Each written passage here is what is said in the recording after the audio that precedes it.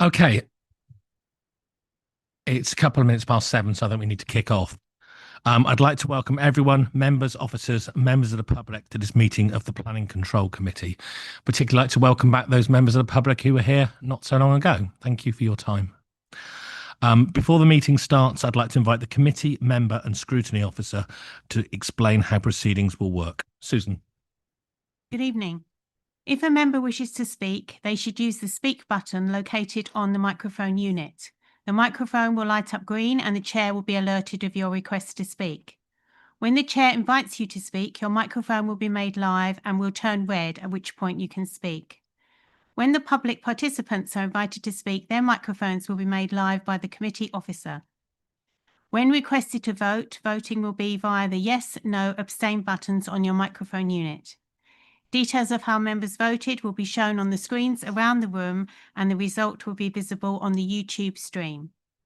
In the event of a tied vote, the chair will have the casting vote.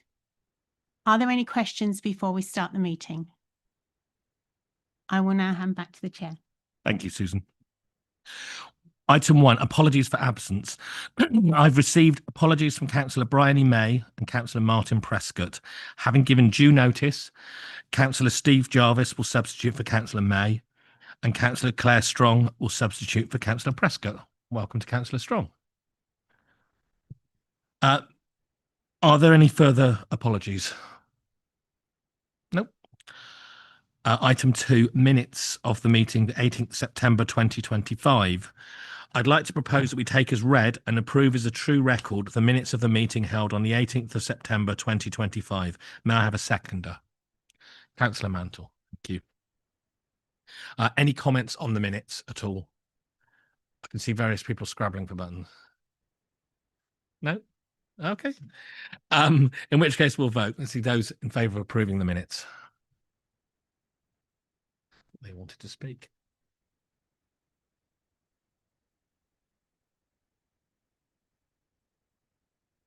Chair, that motion is carried.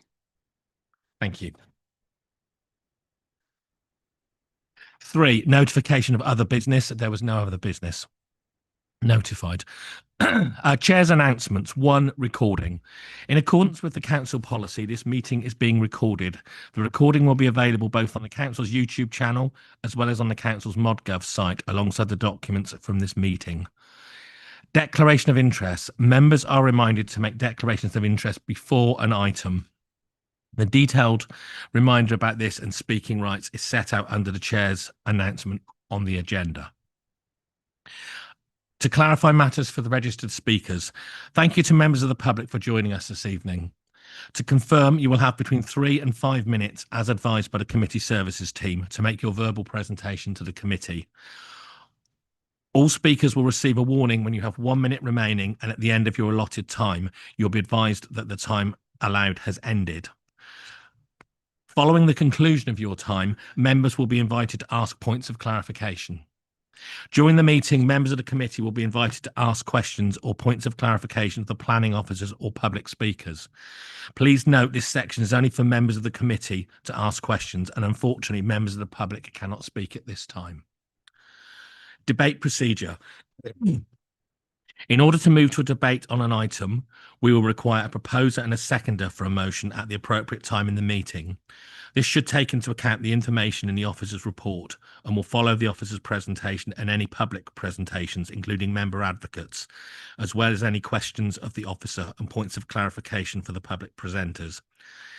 As a reminder for members, should you wish to propose a motion contrary to the recommendations included in the officer's report, you will be required to provide clear and evidence reasons for this proposal. Section 4.8.23a. For the purposes of clarification, in order to vote on an agenda item in this meeting, a member must be present for the entirety of the debate and consideration for that item. If a member leaves the room at any point of the item, they will not be able to vote. Meeting cut-off. As outlined under 4.8.24g of the Council's Constitution, if the meeting proceeds to 10:30 p.m, the item being considered at that time will be the final item considered at tonight's meeting. The remaining business will be deferred to the next meeting on Thursday, the 6th of November. Public participation for item 6. I have Richard Jameson. Oliver Neves, Julie Dunthorne, Councillor Matt Barnes, Councillor Tim Johnson, Catherine Else, and Chris Holdup. Thank you. For item 7, I have Richard Wilcox. Sorry, I looked in the wrong direction. Councillor Elizabeth Dennis, Councillor Daniel Wright Mason, who I think I was told is on his way, Mark Osborne. And for item 7, I have Andrew Hodgson and Alice Kirkham. Thank you all. Item 6, application 21-007-65OP, land off Barkway Road and north of Flint Hall Barkway Road, Royston. Councillor Brown, I think you have a declaration. Yes, so I'm a town councillor at Royston, and Royston Town Council Planning Committee have lodged an objection to this planning application. However, I have never been a member of the planning committee, and I have never commented or given any opinion, and I don't necessarily share the opinion of the Royston Town Council. And the monitoring officer has granted me a dispensation because I have assured her that I am not predetermined. Thank you. Thank you very much for that, Councillor Brown.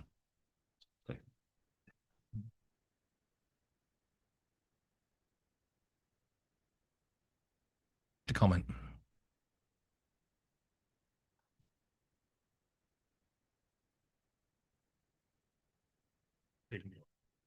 Okay, I think I know what's coming next. I'm also a county councillor. I had a long debate some months ago with a monitoring officer about being a county councillor. It does not preclude me from sitting on any application. Thank you. Thank you, Councillor Brown. That's noted. Right, after that, Peter Ball to present. Peter. Thank you, Chair. Is that microphone on? Yes, thank you. There are a number of additional matters to draw members' attention to. These are mostly set out in the addendum to the main report, which was published yesterday. I will provide a short verbal update on the addendum and some of the key issues relating to the application before we begin the slide presentation. In addition to the matters set out in the addendum, there are a number of further matters to draw members' attention to. Firstly, a joint objection from Councillors Barnes, Clifton and Johnson was received in response to the reconsultation exercise. Details of this were unintentionally omitted from the report addendum. The objection raised a number of technical highway matters relating to the recently submitted technical note and questions, together with some more general queries. A response to the matters raised has been sent to the councillors. These are in part already considered as part of the wider consultation responses set out in the report. However, a summary of the officer response to the councillors is provided. It recommended conditions to secure the delivery of the Shrubbery Grove cycle link to the Warren, including the route design and lighting. Officers agree that the Barkway Road cannot be made safe and attractive for cycling. The focus has been on linking the site to London Road instead, where there is more space and gentler gradients. The existing highway issues on Barkway Road are localised. Officers do not believe that Local Transport Policy 4 can be used to deal with solving the existing localised congestion or used as a reason for refusal. The traffic survey in December 2024 was used to validate the original survey in 2020. This was deemed by the local highway authority to be adequate and proportionate. Barkway Road is not free flowing at peak times. Nevertheless, the additional delays that will be experienced as a result of this development are not considered by the local highway authority to be significant enough to have a severe impact. TRIX database is a generally reliable predictor of trips and does not predict unreasonably high rates of cycling or bus use. The trip to the station is likely to be by other modes. In relation to the Royston Town Council's agreement or not to the works on the Greenwalk plantation, it can be confirmed that officers spoke with the former clerk and deputy clerk about the principle of this. When the route was first being considered, the clerk and the local representatives attended a site meeting with the district and county council officers. The cooperation of the town council was on the understanding that it did not prejudice their fundamental objection to the proposal. A permission granted under the planning system does not override the need to obtain other consents and agreements required under other areas of law. And the published report and the addendum set out potential additional highway mitigation measures. These are not being recommended by officers as part of this recommendation. Turning to the other matter, the Conservators of Thurfield Heath and Greens have written a further letter this week withdrawing their request for mitigation and requesting that the application be refused in the absence of the requested funding. This letter is available on the Council's public access system. As already set out, the matter has been discussed at length with managers since the original response from the Conservators was received. This is set out in the main report and the addendum. As the mitigation strategy also identifies potential mitigation measures away from the heath, the section 106 should be amended to include this as an option in the event that the Conservators decide not to accept the contribution. Turning to the application, the addendum, this is an outline application with all matters reserved except for the means of access. The remaining reserved matters, scale, layout, appearance and landscaping would be dealt with in future reserved matters applications. Members are considering an in-application master plan as part of the proposal now presented. Details of this are set out at the formative part of the report. Conditions are recommended to secure particular technical matters. These, together with the master plan, will guide the details of future reserved matters applications. As set out in the written addendum, updates relating to objections from residents, Royston Town Council are provided together with updates relating to highways and access, open space, primary care and Section 106 matters.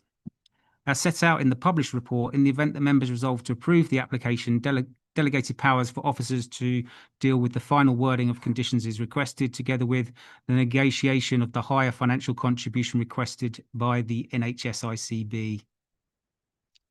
That's the update. If you could turn to the slides now, please.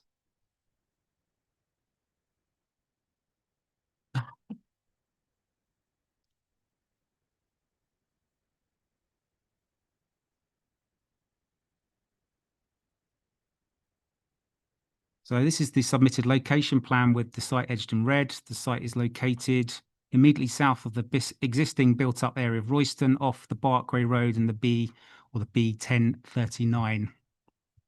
Next slide, please. This illustrates the proposed vehicle access off the B1039 to serve the development. Next slide, please. The development will deliver a range of off-site highway improvement works on the B1039, including a refuge island, new bus stops, and these are illustrated on this drawing. Next slide, please. This is an aerial photograph of the site. Of particular note is the bridleway in green separating the two field parcels, the public footpath in the eastern parcel illustrated in purple, the public footpath through the green walk plantation, and the existing tree belts along the site boundaries.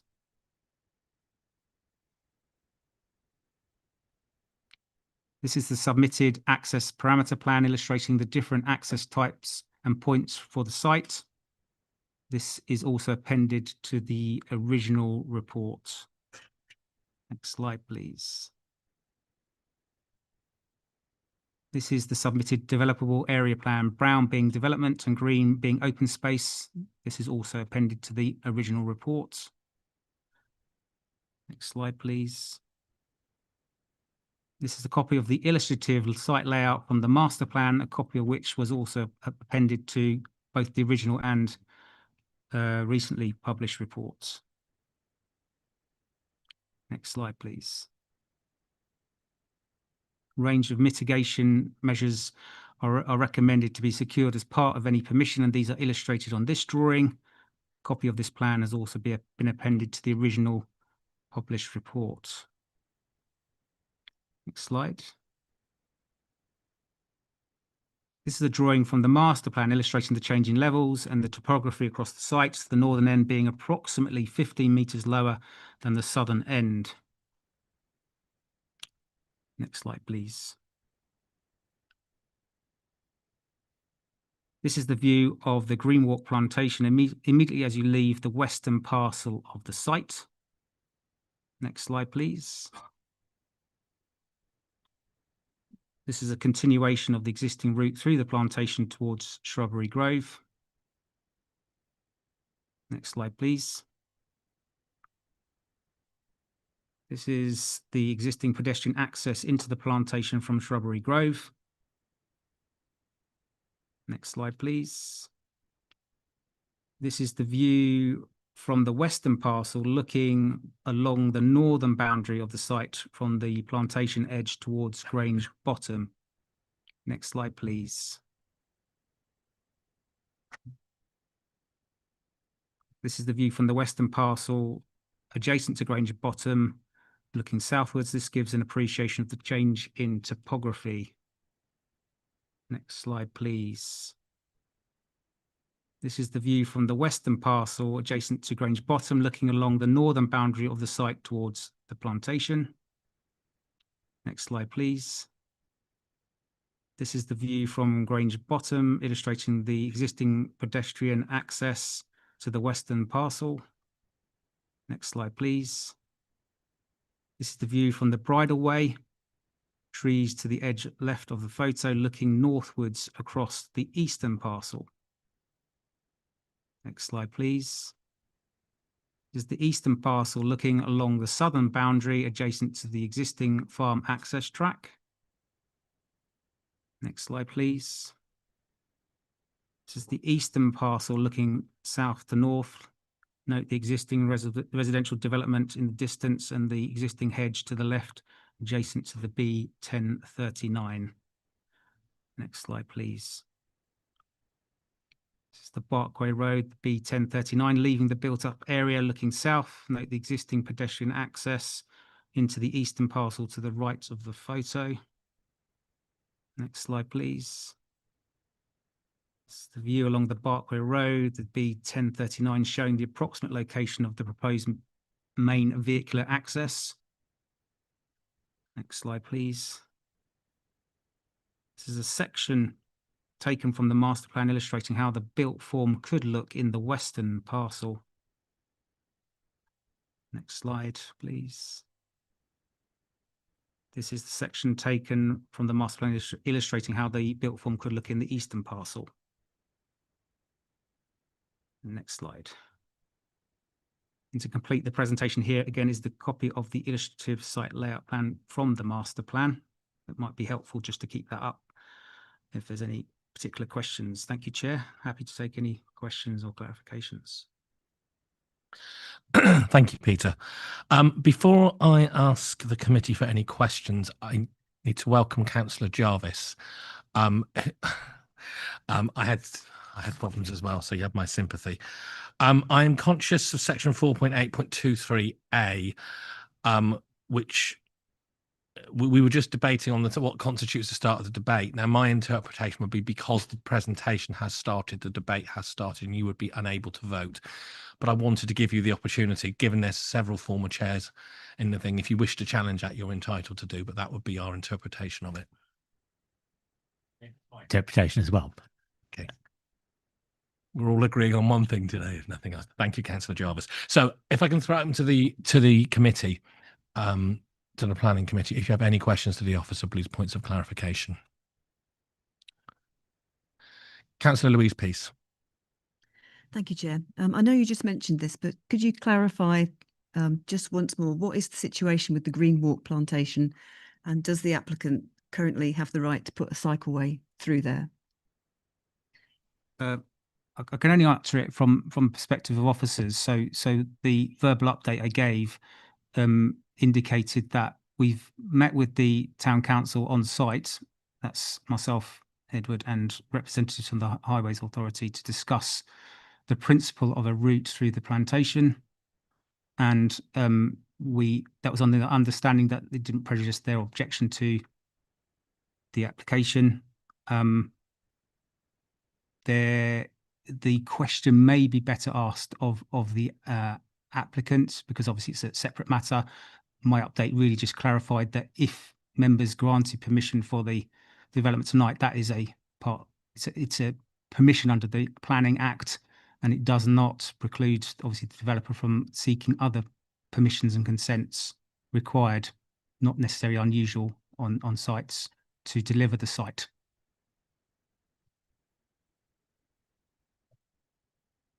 Sorry, did you wish to come back on that, Louise? Does that mean that the cycleway Yeah. would need to go on land that the applicant currently does not own, that isn't highways land? That's correct.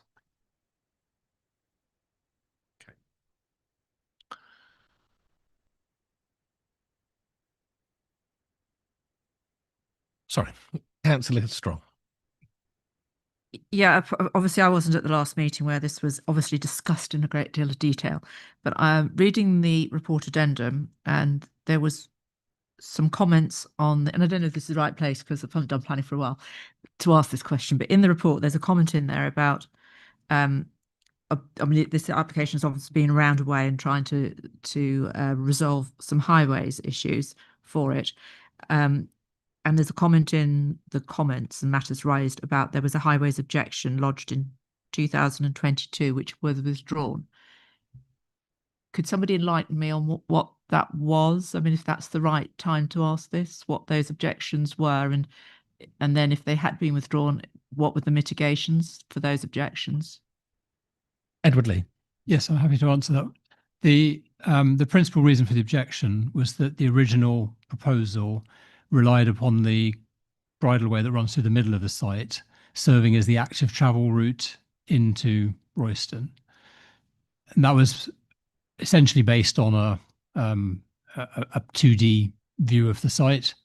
And it was only when we all got on site, I mean, we have to remember that the original application was during COVID, so there were restrictions on travel and so on. When on site, it was clear that that bridleway would not be suitable as a path for utility trips, in other words, for travel to work, to school, and so on. And so at that point, the Highway Authority lodged an objection to the site because it did not have, in its view, a suitable active travel connection into Royston. And that was what motivated the search for alternatives. And the one that, of a few options, the one that was taken forward by the applicant was the link through to Shrubbery Grove.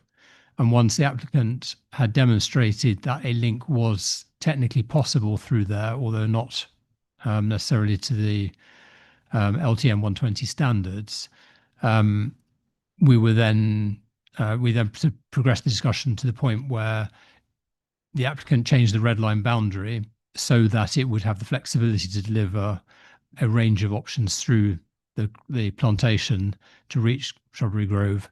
And at that point, the Highway Authority was satisfied that there was a solution that provided the active travel connection for this site to be sustainable and to accord with LTM, to accord with the local transport plan, and potentially to accord with local transport note 120, the LTM 120. Thank you for that, Edward. Before we move on, can I call James Lovegrove from Committee Services? I think we've got an issue with. Thank you, Chair. Just to clarify, Councillor Strong, I appreciate we should have picked this up earlier, but as you weren't at the initial meeting where this item was deferred, you shouldn't actually take part or vote on this item at tonight's meeting. It's only the members who were present at the previous meeting who should take part in the questioning and debate on this motion. Under the Planning Code of Conduct. Can we just read? Is it possible we can read that out for Councillor Strong and everybody else's benefit? Yeah. Because this is news to me as well. So it's under the Planning Members Code of Conduct.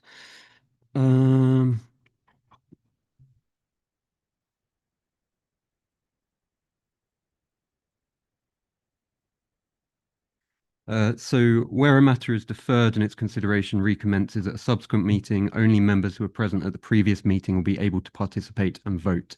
If this renders the Planning Control Committee inquirate, then the item will have to be considered afresh. Obviously, we're not inquirate without you, but yeah, unfortunately, you won't be able to participate any further on this item tonight. Apologies. Councillor Strong, I think you're looking like you want to speak. It's Councillor Strong, sorry, Councillor Brown, sorry. Brown. I'm looking one. I wasn't going to say anything, but obviously Bryony sent apologies and nominated Steve, who we know now can't take part because he arrived too late. But why weren't we told then, when we nominated Steve as a sub, because he wasn't at the last meeting, that he couldn't sit on the committee? We would. It's.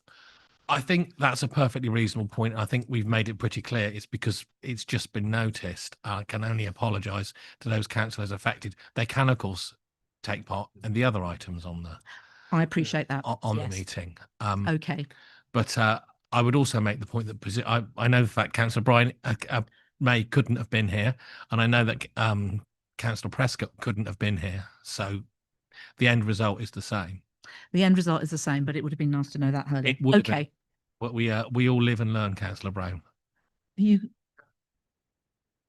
Can I just ask when that was brought into the Constitution? Because I don't remember that as being a ruling. And as it is, I know I wasn't at the last meeting, but I did sit down and watch the recording of the meeting as though I was here, so I could see what had been going on, because obviously there is quite a lot of debate on this. So I have to say I am not happy. That's certainly noted. James, did you wish to comment? I can't comment on when it was brought in. I'm afraid that would have been a matter for members at full council prior to the adoption of the members' planning code of conduct. Sorry, code of good practice. It says here adopted the 18th of April 2024 at the top of the members' code of good practice. Councillor Brown. I'm on to questions now, since we've moved on, I Okay. think. Councillor Strong, are you content for us to move on to questions? Okay. It's okay. Well, you just told me I can't participate, so now you're asking me a question. So I'm getting very confused here now. Yeah. I think Councillor Strong earned that round of applause. Thank you, Claire. I'm just sitting here to debating whether or not I should be bothered to stay, given the warm welcome that I've received from you as chairman of this committee. I think it's absolutely outrageous, to be honest.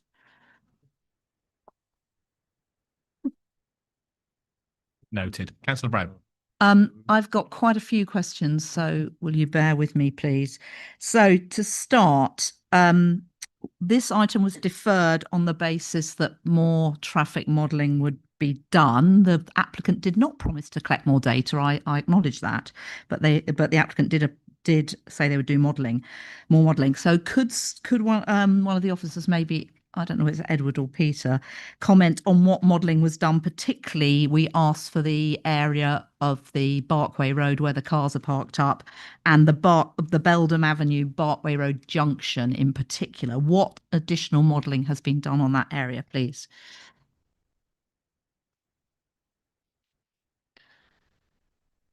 Thank you, Chair.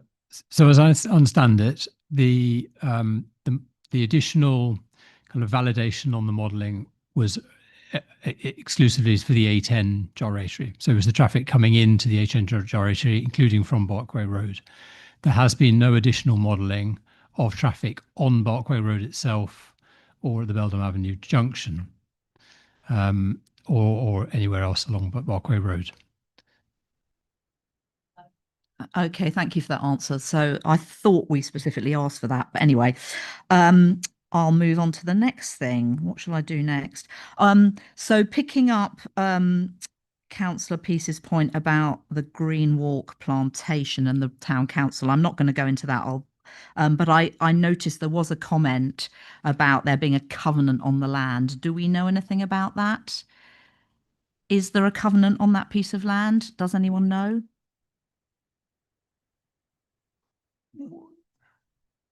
Sorry, that one. Sorry. I'm not. That hasn't been checked, but I am aware. Again, brief research. It is my understanding, and I'm not a lawyer, but maybe this is better directed towards Stephen. But covenant is not a planning constraint, and that it is possible legally to get to relaxation of a covenant, probably. But again, I would defer to Stephen if he feels it's appropriate to respond to that. My view is any covenants that may or may not exist are not a material planning consideration. Okay, thank you for that. I'm aware that you don't need permission on land to get you don't need to own the land to get planning permission. I'm aware of that fact.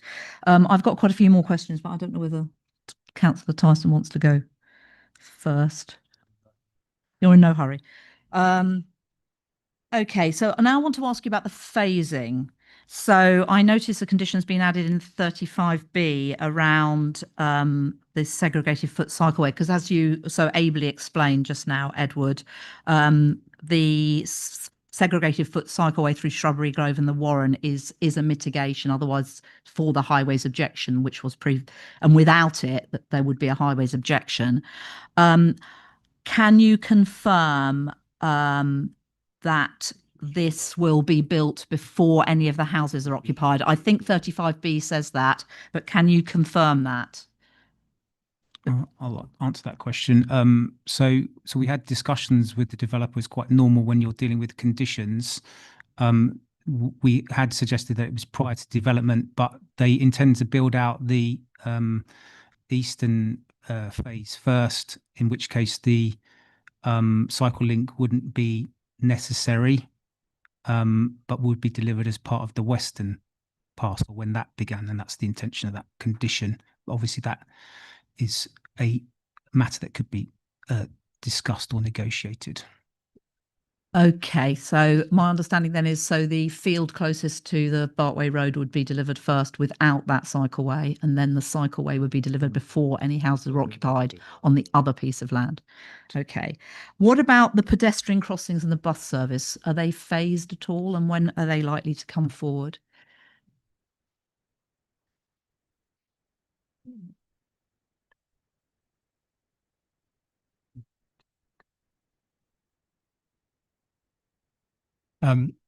I think we need to check precisely the agreed or the currently agreed status of the conditions. Well, actually, the Section 106 obligations, not conditions. Sorry. So we would need to be clear on what the latest is in terms of the agreement with the applicant.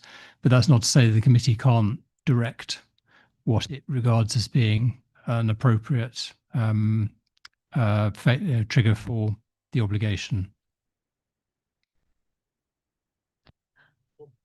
Oh, I'll let Tom go. Let Tom speak first. Thank I'll you, come back. Councillor Brown. Councillor Tyson. Yes, just for a change. I wanted to go back to the traffic modelling issue, and a lot of, I guess what we're talking about here this evening, a lot of this is to do with the sustainability aspect of the traffic flow, particularly in and out of Barkway Road. And from my reading, a lot of the argumentation in favour of this application rests on the so-called LINSIG modelling and the methodology of that. Could you just very briefly, for the clarity of everyone here, explain what that is? And yes, and what locations that was affected? Yes, certainly. If I may, Chair, can I just clarify my answer to the previous question? So I have checked, and the Highways Authority has recommended a pre-commencement condition on delivery of the bus stops, the refuge island, and the access arrangements to get to the bus stops. So that those are all, as I say, recommended by the Highway Authority as pre-commencement conditions. So pre-occupation conditions. Sorry, apologies. Pre-occupation. So coming to the question about what LINSIG modelling is about. So essentially, it allows modelling of the queues at a junction. So it looks at the expected flow of traffic at a particular times of day, and the phasing of the traffic lights, and how the queues will form in response to those. And the key reason for modelling the gyratory is obviously it's a critical part of the road network. It's the A10, which is a major through route, and therefore the purpose of the modelling is to check that the addition of traffic to that junction is not going to cause the junction to fail to operate. So, for instance, if a queue, what we would say is blocks back. So if the queue extends back around the gyratory to an earlier junction. So let us take the junction. If you're going north and you've gone across as a driver, you've gone across the pedestrian crossing, and the road splits, and you've got some traffic that's turning right to continue around the gyratory. Now, if that queue backed up to the point where it was stopping traffic continue through to Priory Lane, then you would say the performance of the junction is now failing. And the point of the Linsig modelling was to validate the performance of the junction, and to the satisfaction of the Highway Authority, that modelling has shown that there is no severe adverse impact on the performance of the junction, and that does not, and I think you're already aware of this, that does not tell us anything about the impact of queuing on Barkway Road itself. It just tells us that a queue will form there, and there will be no queuing that will impact the performance of the gyratory. It doesn't tell us anything about the performance of the traffic passing the parked vehicles on Barkway Road, just to be clear on that. So yes, sorry. I mean, that was really my follow-up, which was the comment from the Highways response that said that Linsig modelling can't be modelled correctly in Linsig, that Barkway Road approach. And just for complete my own sort of personal clarity, that Linsig information, is the traffic light element of that essential to that modelling? Sorry, are you referring to the conversion of the existing zebra crossing to a light control crossing? Yeah. So that it is proposed that change is made to make the junction more accessible for pedestrians and potentially to convert it to a parallel crossing for cycling as well. It does also allow for greater control over the performance of the junction, because traffic lights can obviously be, the timing of the lights can be set to change the way that the junction performs. So it gives traffic engineers more control over how that junction performs. And in theory, it could make it perform better from the point of view of traffic, for vehicular traffic, but still give pedestrians a priority most of the time. So it provides flexibility and therefore a little bit more resilience in the road network. But my understanding is it's not essential to the performance of the gyratory. The gyratory would still perform adequately without it, but it ensures a reliable quality of service by the ability to tune the traffic lights. Thank you. Councillor Ruth Brown. Okay, on to my next question. There are some Section 106 monies for sports, but there's no allocation of land on the site. Was there any discussion around locating a sports pitch on site, i.e. an allocation of land in respect of Section 106 rather than an allocation of money? Peter, did you want to? Thank you. I was the second case officer on this site, so I wasn't involved in those formative discussions. It may be something you can ask the developer, but I think my understanding is that the SANG, what we call them the SANG, open space was prioritised on this site for obviously as a priority because of the impacts on the heath, and obviously that's set out in the report explanation around that. Okay, so you don't actually know. And just to add, I think it may be beneficial when we get there to ask the applicant. Yes, will do. I've still got another question. So at our last meeting, you gave us a verbal update about the contribution towards cricket, and it was minuted as £61,260. But I notice in today's report it's £28,783. Can you please explain the reduction?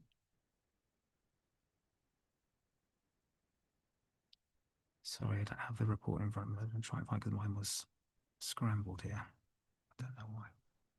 Thank you. Sorry, that was it. Sorry, Councillor Brown, that was in the update, was it? Or is it in the main report? It was in your verbal update, but it's minuted on the minutes for the 4th of September. In my verbal update tonight. No, in your verbal update on the 4th of September, because prior to that, in the report for the 4th of September, there was no allocation for cricket. So you gave us a verbal update because you'd had some correspondence and the applicant had agreed to put some money in for cricket. You gave us a verbal update and it's minuted as 61,260, but in this report, it's 28,783. Give me just a moment. I'll just check. Thank you.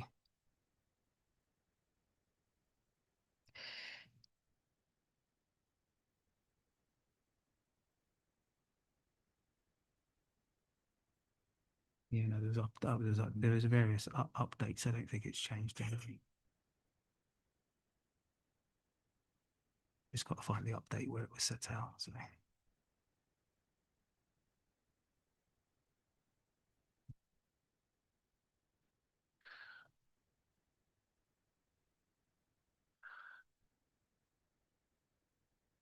Would it be helpful if we moved on and came back to that question, Peter? Would that?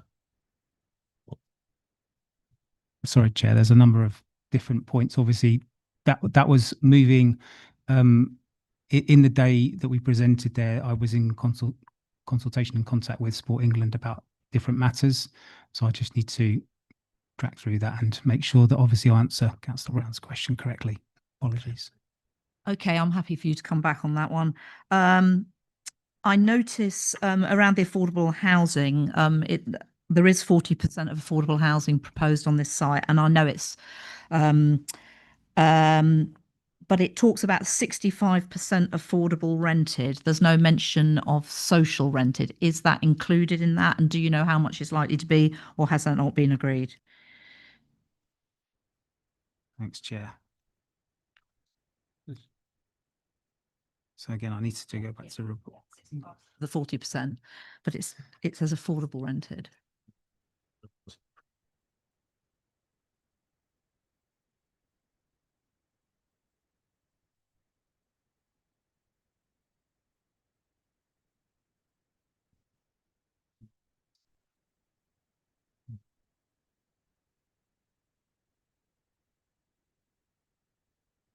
You know, just sorry, Chair. I need again. I have the same issue, so I don't. The current report is not showing on my screen. It's scrambled, so I need to probably again just find the location of that and be able to respond to that. If you can give me some time. Okay, we can do that. I think Councillor Brown's got other questions. I think this might be my final question. I'm sure you can answer this one. So the mitigation proposed for Thurfield Heath was £350 per dwelling, and the Conservatives didn't think that was adequate. I wonder how you came to that figure.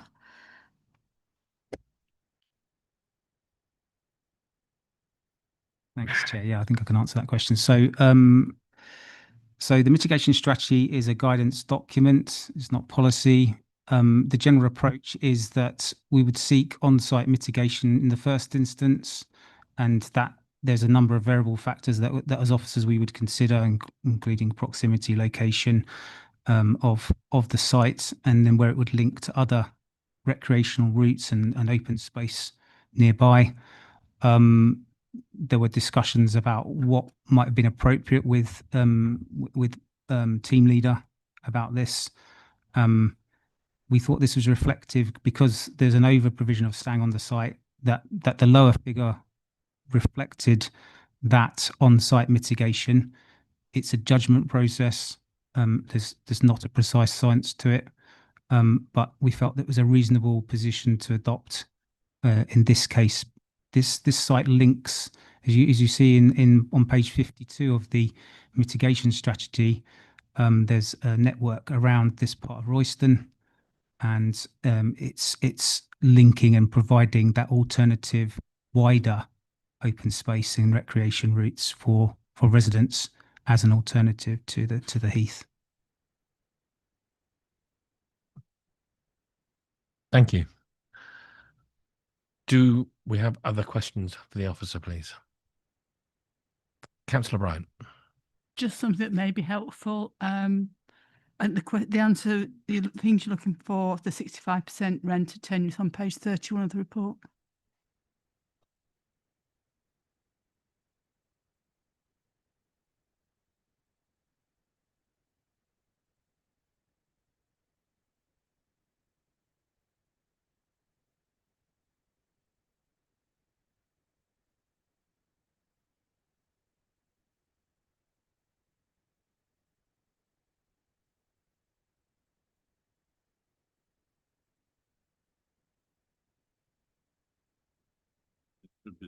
Councillor Brown, you're indicating.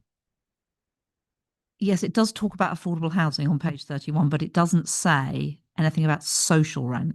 It says 65% rented. I wanted to know what proportion was social rent. That was my question. No, it's not. It's part. I thought that was a wording that is always used, but I may be wrong, and I'm sure Councillor Bryant's about to tell me. I think normally in the reports they say how many social rent, how many affordable, how many market. Normally. But anyway, that was just my question. Hopefully we can come back to it.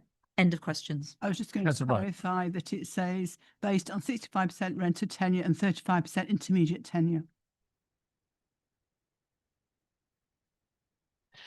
Peter, were you able to come back on any of the other questions that have been sorry, the other question that was asked? If not, we will move on.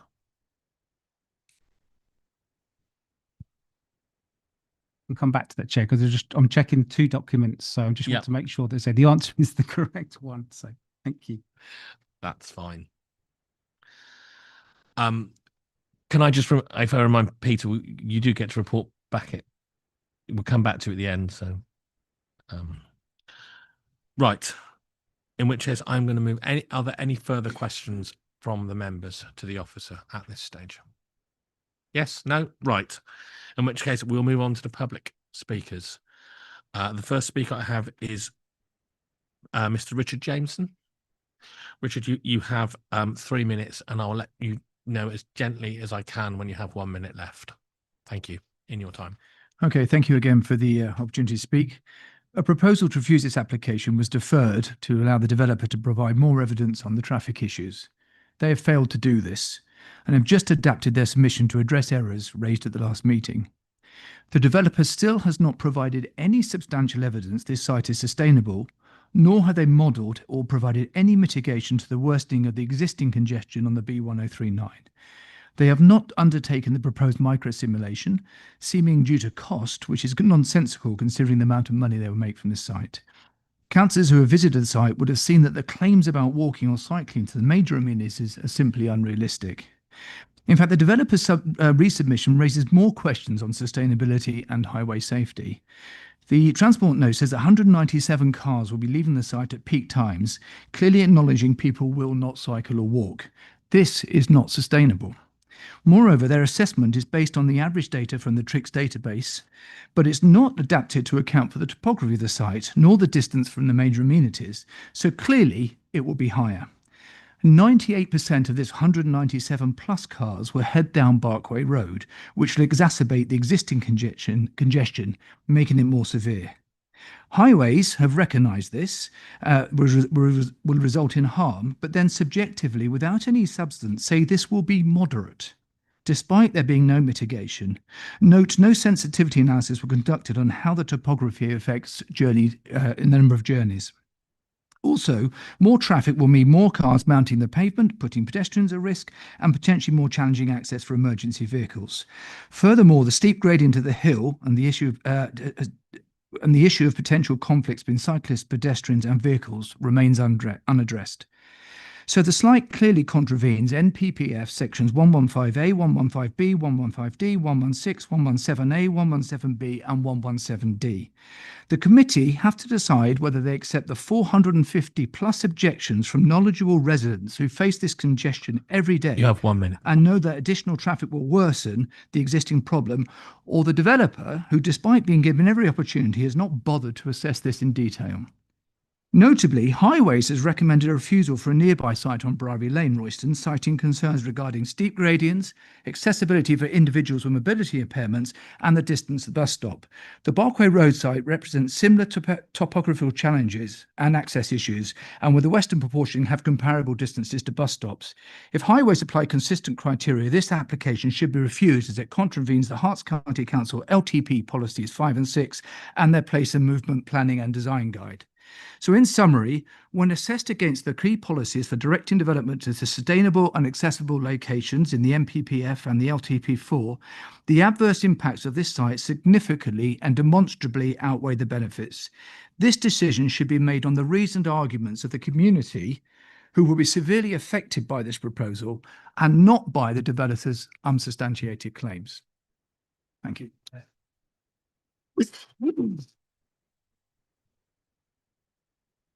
Thank you for that, Mr. Jameson. Are there any points of clarification from members for Mr. Jameson? No? In which case, can I call our second public speaker, Mr. Oliver Neves? You have 3 minutes.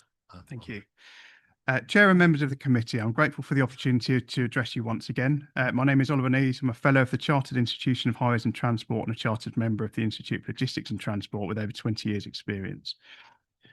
May Brown has undertaken a comprehensive review of the original 21 transport submission, the revised 25 application, the most recent response to Planning Control Committee queries prepared following the previous committee referral of the proposal. It's important to recall that the application was deferred at the last committee meeting to provide the applicant with the opportunity to conduct further traffic modelling. This was to ensure that members could fully understand the likely impact of the development on the highway network, with particular reference to the one-way working section of Barkway Road, which has been the source of ongoing congestion, a concern previously identified by members. The latest submission prepared by the applicant's highway consultant suggests that members sought additional reassurance and clarification regarding the modelling already submitted. However, this does not accurately reflect the request made by the committee.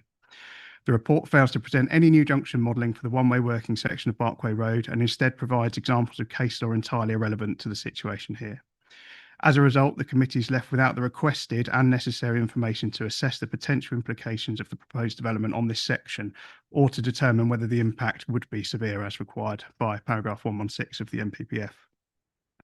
To reiterate the Highway Authority's July response in relation to the junction modelling, the Barkway Road A10 gyratory, they stated, "It's clear traffic problems will still exist and the queue on Barkway Street will still cause blocking back past Barkway Road."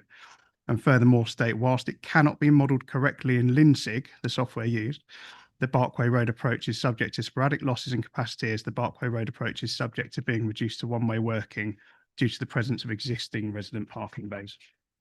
HCC also raised concerns regarding the modelling undertaken. It's my professional opinion that this issue could be readily addressed through the use of microsimulation software, which would not be prohibitively expensive to employ for the scale of assessment required. Therefore, it's incomprehensible that conclusion of no severe impact can be reached given the assessment of the one-way, given the lack of assessment of the one-way section of Barkway Road. Particularly as HCC has recognised the issue and acknowledged that it's not been appropriately modelled. Both HCC and the applicant have placed considerable emphasis on the agreed Strand 2 contribution, which is intended to partially offset the development's impact through sustainable travel improvements. However, it's important to highlight that this contribution has been calculated using the 2019 rates established by HCC rather than the index-linked 24 rates set out in their latest documentation. This results in a significant shortfall of approximately £850,000 in delivering these works. In summary, the applicant has failed to submit further modelling specifically requested by the committee members. It remains vital that any decision is grounded on reliable evidence accurately representing both the current situation and potential future conditions of the local road network while prioritising safety and operational efficiency.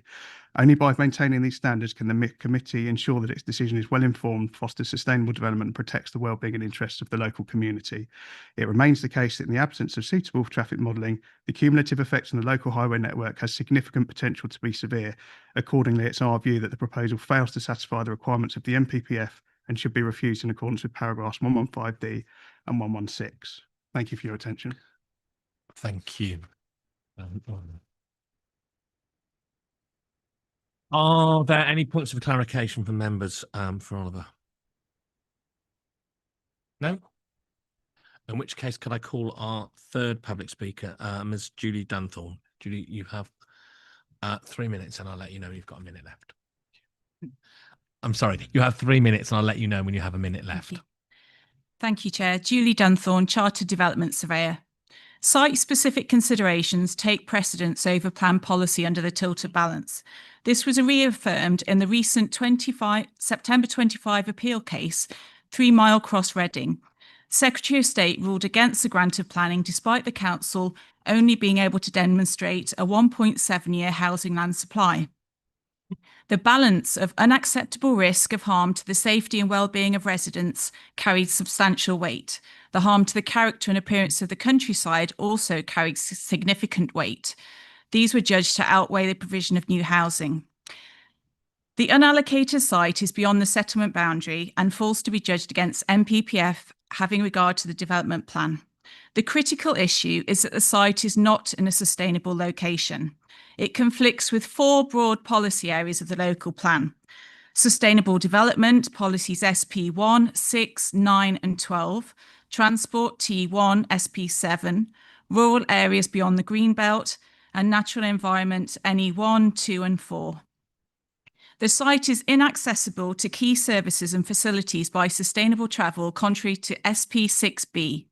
The application fails to meet the threshold under SP9CI, which requires the applicant to demonstrate sustainable transport systems are the most attractive form of transport. This is unviable due to the gradient, which has not been interrogated. GIS gradient mapping confirms a 43-metre level change from the top of the site to the bottom of Barkway Road, irrespective of which way round you come down. This is a gradient of 1 in 10 in part, contrary and non-compliant with LTN 120 regs for residential development. The applicant cannot demonstrate the impact upon highways network will not be severe, contrary to policy T1A, and hence mitigation matters cannot be dealt with under policy T1B. Section 106 contributions for Strand 2 highways and Thurfield Heath SSSI are not compliant with policy SP7. Subparagraph C requires refusal in such cases. NPPF. The site is contrary to paragraph 77 and 110, which require major new residential developments to be well located by sustainable means. The potential cumulative highways impacts and safety risks are not properly accounted for, contrary to paragraphs 115 through to 118. Paragraph 195 does not apply as the project's habitats have not even been assessed. These sustainable accessibility issues underpinned the judgment in Bellway Homes versus Secretary of State in April 25. The appeal was rejected. The High Court judge determined that most, if not all, key services were beyond acceptable walking distance, as is here. The inspector concluded the development could not be regarded as well related to the settlement, as is the case here. On balance, the adverse effects arising from the cumulative impacts of the traffic, the resident safety issues, together with the loss of open countryside, loss of amenity, and the harm to the environment, significantly and demonstrably outweigh the benefits under paragraph 11D of the framework, and the application should respectfully be refused. Thank you, Julia.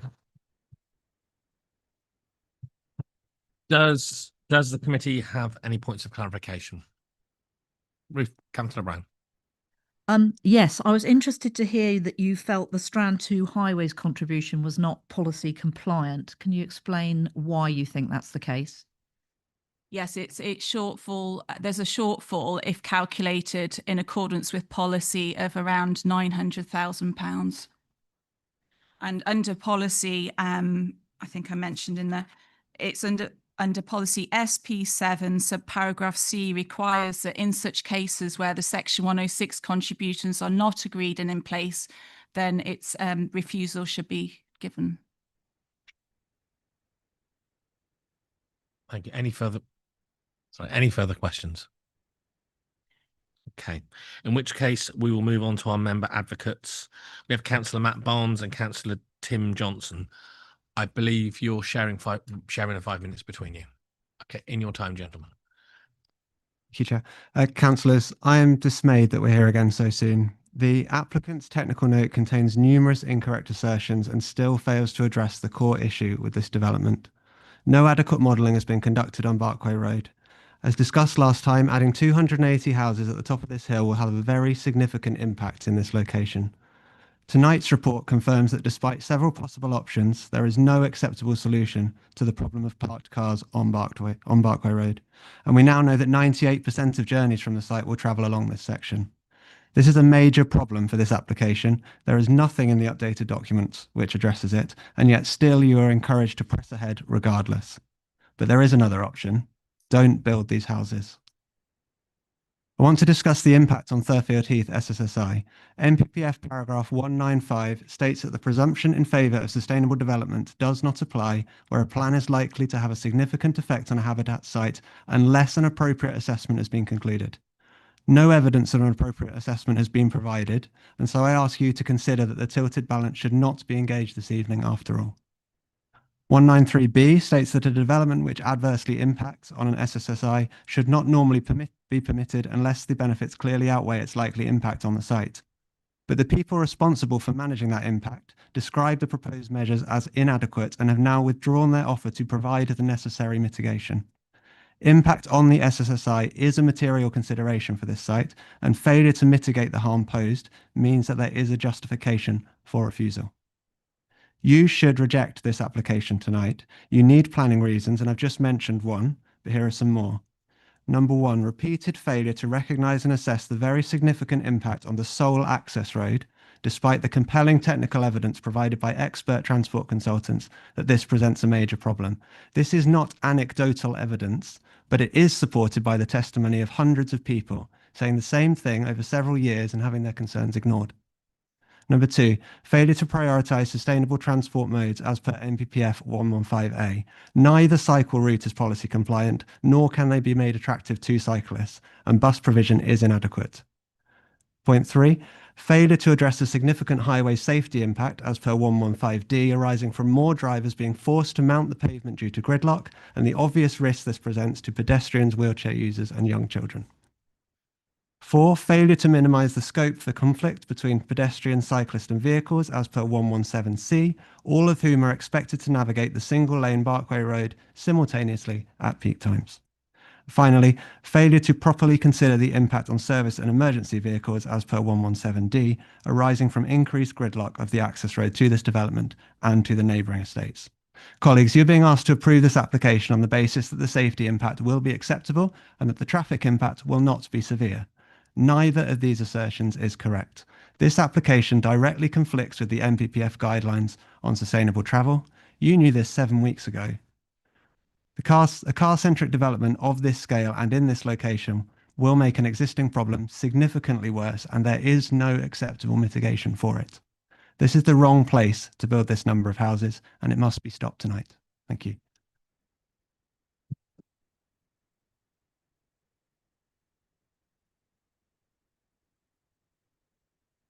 Thank you, Chair. I additionally sit on Royston Town Council, and I've liaised fully with the new Chief Officer, and no agreement, verbal or otherwise, is recorded or been found for Green Walk plantation access on the west side of this development. As the officers now finally accept that Barkway Road is not viable as a cycle route, and with the Town Council strongly objecting to this application, this Green Walk access will surely not proceed, so sustainability is out of the window.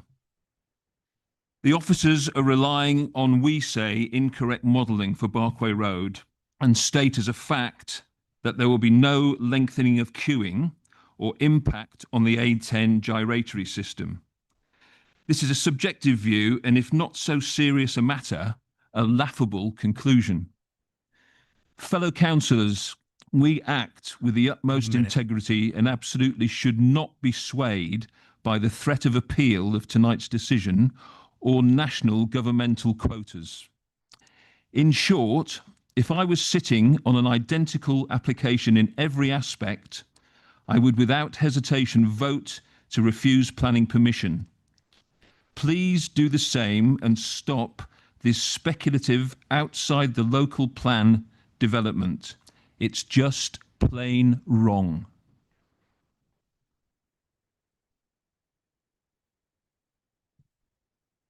Thank you to both the member advocates. Are there any points of clarification from members for the two councillors?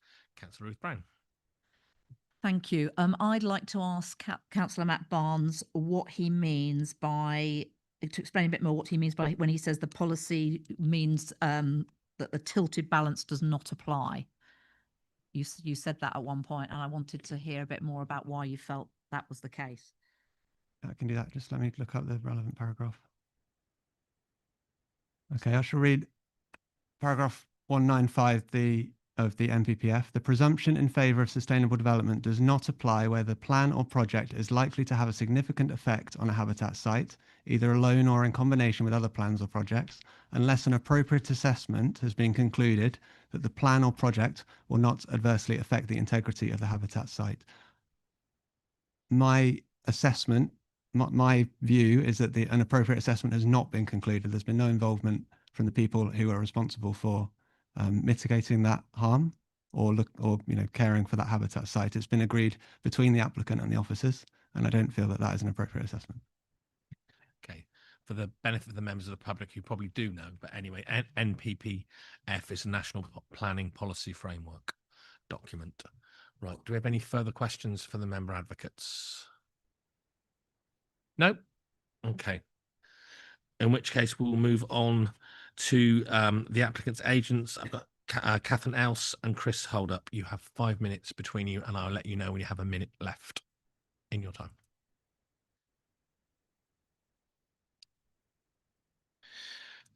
Chair, members, good evening. My name is Chris Holdup, Director at Mode Transport Planning and a Fellow of the Chartered Institution of Highways and Transportation. I've worked in transport planning for over 15 years, advising both local authorities and developers across Hertfordshire and the wider region.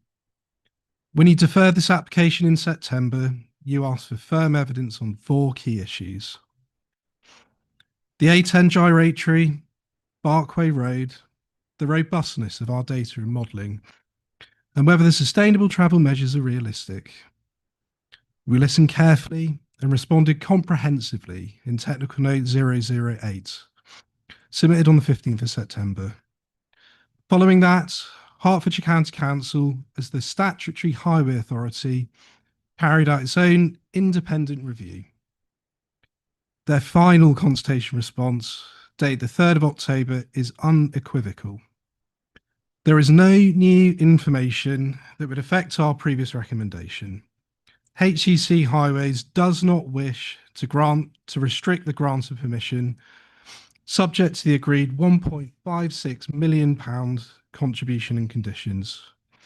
That is the professional and authoritative position of the body responsible for road safety and highway capacity. Turning first to the A10 gyratory. This has been modelled using the county's accepted Linsig 3 software. In response to the queries raised at the September committee, we also undertook an enhanced assessment, cross-checking the results against observed queues, and this has confirmed that the modelling remains robust and proportionate.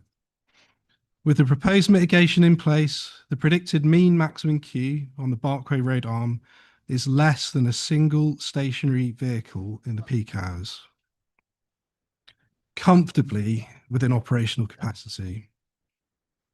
On Barkway Road itself, members were understandably concerned about parked cars along the lower section.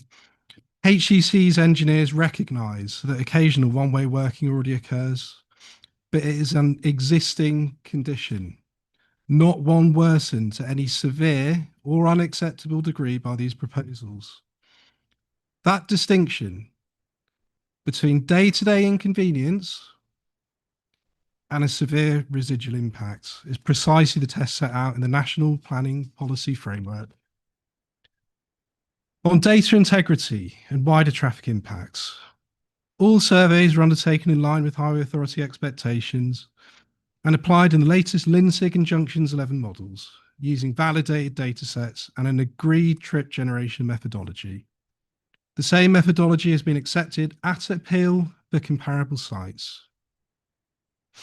HEC reviewed all data and modelling themselves and found no fault whilst maintaining their position that there will be no severe residual impacts anywhere on the highway network. on sustainable travel investment. This is not a car-only scheme. It secures £1.56 million for local walking, cycling and bus improvements, including 3 new signal-controlled pedestrian crossings, a step-free link to Shrubbery Grove and Grange Bottom, an upgrade to the A10 segregated foot and cycleway, an extension of the 30-mile-an-hour zone on Barkway Road, and a monitored traffic plan to lock in sustainable travel behaviour.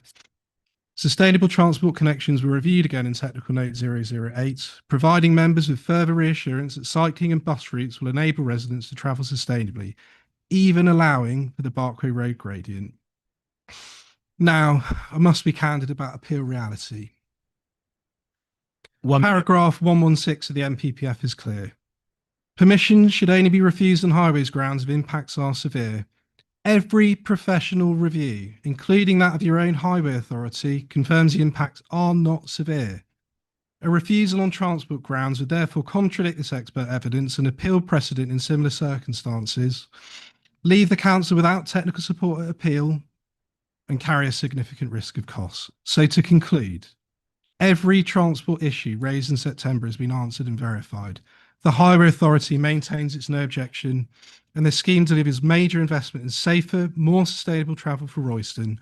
For those reasons, I respectfully urge members to follow the clear professional advice of your officers and Hertfordshire County Council and approve this application tonight. Thank you, and I'll remain on hand to answer any questions members may have. If I could just continue, I request that the government position be recognised, that there is no 5-year housing land supply, and your Housing Minister, Steve Reed, requires that permission for homes should not be unreasonably blocked. So the advice of your officers should be followed and permission granted to deliver these homes. I do have some answers to some of the questions. Yeah, I'll have to because you sort of run past. I've let everyone run past a little Yeah. bit past your 5 minutes, but fine. But I think if the members of the committee have questions, you can obviously answer them. But I do. Okay, it was some of the questions that have been asked and not answered. If you I'm want sure to- they'll be asking. They'll be asking. Okay. Okay.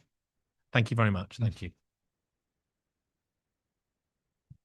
Do members of the committee have any points of clarification? Councillor Ruth Brown. Thank you, Chair. So we heard from the officer earlier that the plan is to deliver I can't work out whether it's east or west, but anyway, the field nearest to the Barkway Road. Is that the east one? Yes, the east one first. And that the active travel route via Shrubbery Grove and Warren would not be delivered until after that, until the occupation of the second site. So we can assume that, I don't know how many, but say roughly half. So 140 houses could be occupied in the east without any active travel route. Is that correct? Would you like to answer that? Yeah.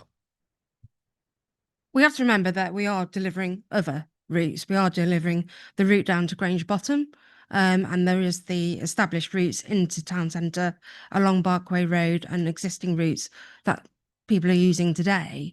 It has been accepted by the County Council Highway Authority that for the first phase of development are improvements along Barkway Road.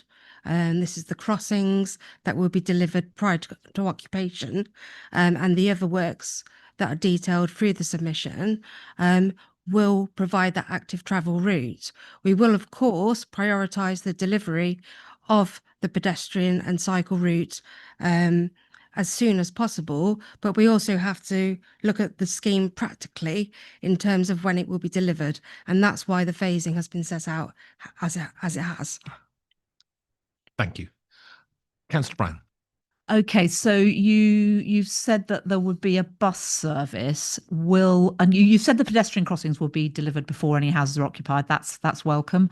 Would there be a bus service on that? I mean, there is a current bus service, but I don't think it's frequent enough. But would that be delivered or significantly improved in terms of frequency and efficiency before the houses are occupied? And secondly, have you considered the bringing forward the active travel route via Shrubbery Grove before building any houses? We're delivering what we're asked, really, right now. And if there are requirements to deliver the Shrubbery Grove, certainly the designs will come forward very early on because we have to get it resolved, and that will be in conjunction with the Town Council, the Highway Authority and the Local Planning Authority. Now, if whilst we're doing that, there is an opportunity to deliver it earlier, we will deliver it earlier.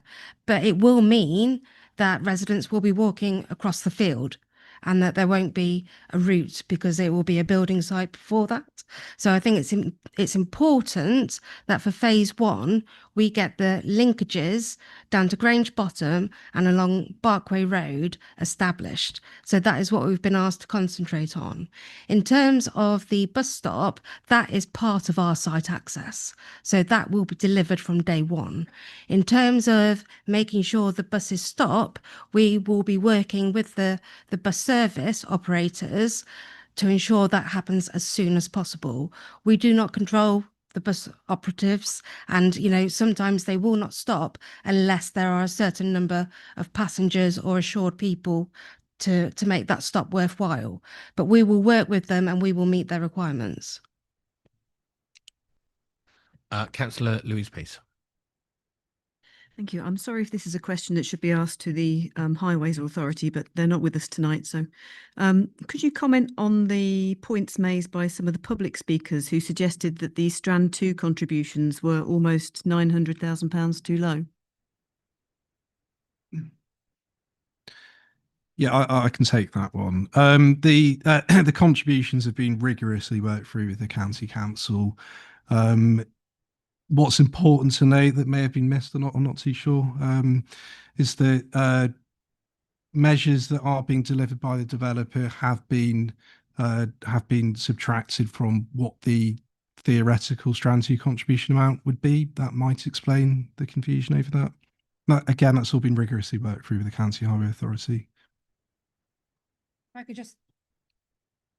I could just clarify, it's important that we do that so there isn't double counting.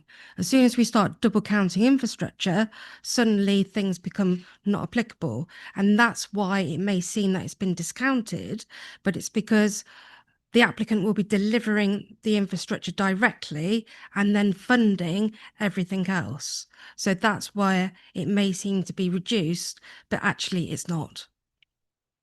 Thank you. Councillor Ruth Brown. Just one further point of clarification about you talked about a pedestrian route via Grange Bottom.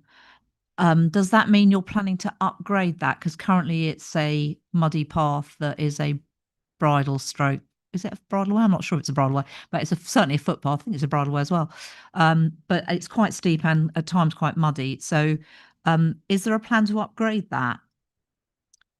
Yes.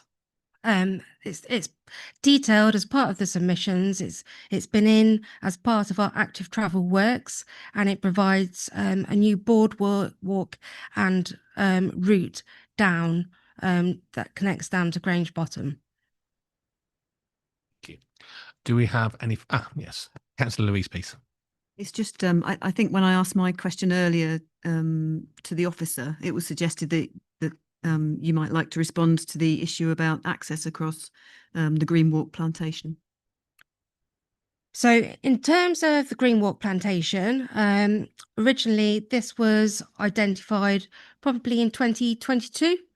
And the previous planning officer met with the town council, put the suggestion forward of this proposal, if it comes forward, suitably upgrading the existing public route.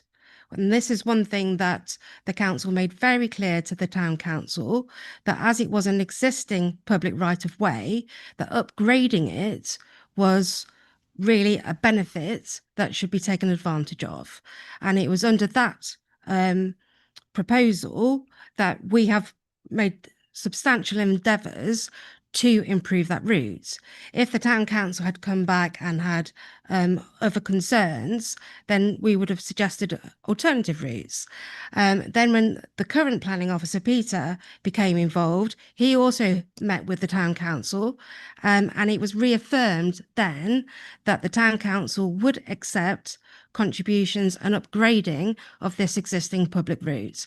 So I don't think that from a point of view that this can only be considered a benefit in terms of upgrading public rights of way that will have an overall advantage to Royston. Thank you. Do we have any other further questions to the applicant's agent? No. No. So at that point, I will go back to the officer or the officers to respond to any of the issues raised. Gentlemen. Thanks, Chair. Yeah, just come back to Councillor Brown's questions. Sorry, it's taken a little while to piece the jigsaw together. So on the cricket question, the original report from September set out a higher figure of 61,000, so around 61,000. That was based on the sports pitch calculator. And there were subsequent discussions with Sport England, and in accordance with the emerging sports pitch strategy, capital projects were identified. And so the lower figure set out is the one that reflects the existing needs on those capital projects.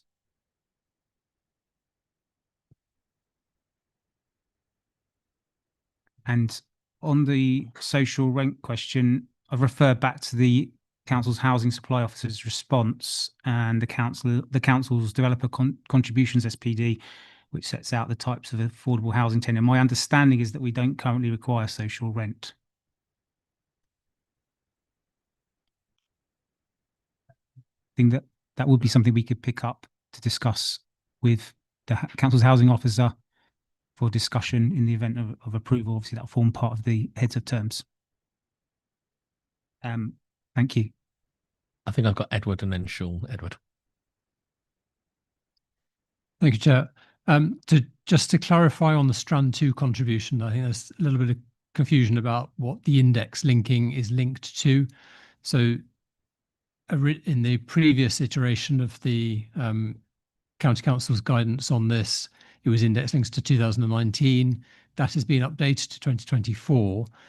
It is only the reference year that changes. It's not the ultimate amount. So the ultimate amount will be converted to the value in today's money, or the point at which the money is transferred. So there is not the figure that's in the report is not the figure that will be paid. It is index linked to a reference. It's either 2019 or 2024, and I believe that the figure that's in the report is index linked to 2019. It has been discounted to take account of some of the works that the applicant will be delivering or would be delivering in kind, where there is wider social benefit, and therefore it counts towards the Strand 2 contribution. And I think in the original figures, so reference 2019, it was approximately 1.7 million was the headline rate, and then that was discounted to about 1.5 million. That will then be index linked up to the value of money today. On the issue of the bus service on Barkway Road, the County Council has changed its position since this application was submitted in terms of trying to secure Strand 1 money for improvements to bus services. This application is too old to kind of fall under that particular policy. Nevertheless, the Strand 2 contribution could be used towards reinforcing the existing bus service to increase the frequency of it, and that would be at the discretion of the County Council as a highway authority. To clarify on the bridleway through the site and the link to Grange Bottom, the applicant has provided a plan for improving what is currently just a slippery, muddy path down the bank from the western parcel of the site, so the northeast corner of the western parcel, down to Grange Bottom, the end of the road of Grange Bottom, so basically where the road turns into a bridleway. So that will be a pedestrian link, but it will not be directly accessible from the eastern parcel when that is all that has been built out. You will still have to travel through the western parcel to get to that. It will be possible to access the bridleway from the point where the road crosses over into between the two parcels of land, but that will be through what is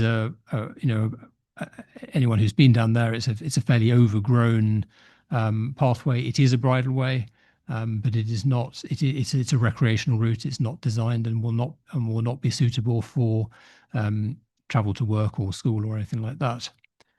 Some references to LTM 120 and the place and movement planning and design guide. These are guidance. They're not sets of rules, and departures from guidance are a matter for the highway authorities to agree on a case-by-case basis. And being unable to overcome existing gradients is one of the reasons for departing from the LTM 120 recommendations on maximum gradients. And my final clarification is around this point about severe impact, paragraph 116 of the NPPF. There is no agreed definition of what a severe impact is. It is subjective, and every planning committee and every inspector has their own interpretation of that. It is easier to identify cases that are clearly severe, and that will be references to queues which are excessively long. So, a kilometre long queue would be contributing to a queue that made it longer than a kilometre. That sort of thing would be regarded as severe, causing severe degradation of the performance of the highway network through blocking back at junctions would be regarded as severe. But in general, a slight increase in journey times for people will not be regarded as severe. So although, and has been pointed out, the existing problem on Barkway Road is not a matter for the applicant to address, and the increase in delay to journey times created by this development is not, in the view of the Highway Authority, a severe impact. And that is consistent with most previous appeals on similar sites. Thank you. Thank you, Edward. Sean. Thank you, Chair. Just would like to mention a couple of matters that have been raised. One relates to that the tilted balance may have been disengaged by paragraph 195 of the NPPF, and if you don't mind, I'll just read out what that paragraph says to assist members. That says that the presumption in favour of sustainable development does not apply where the plan or project is likely to have a significant effect on a habitat site unless an appropriate assessment has concluded that the plan or project will not adversely affect the integrity of the habitats of that site. And we're talking about the SSSI here. And I am aware that the Conservators have basically said they're withdrawing their offer to provide mitigation on the SSSI land. However,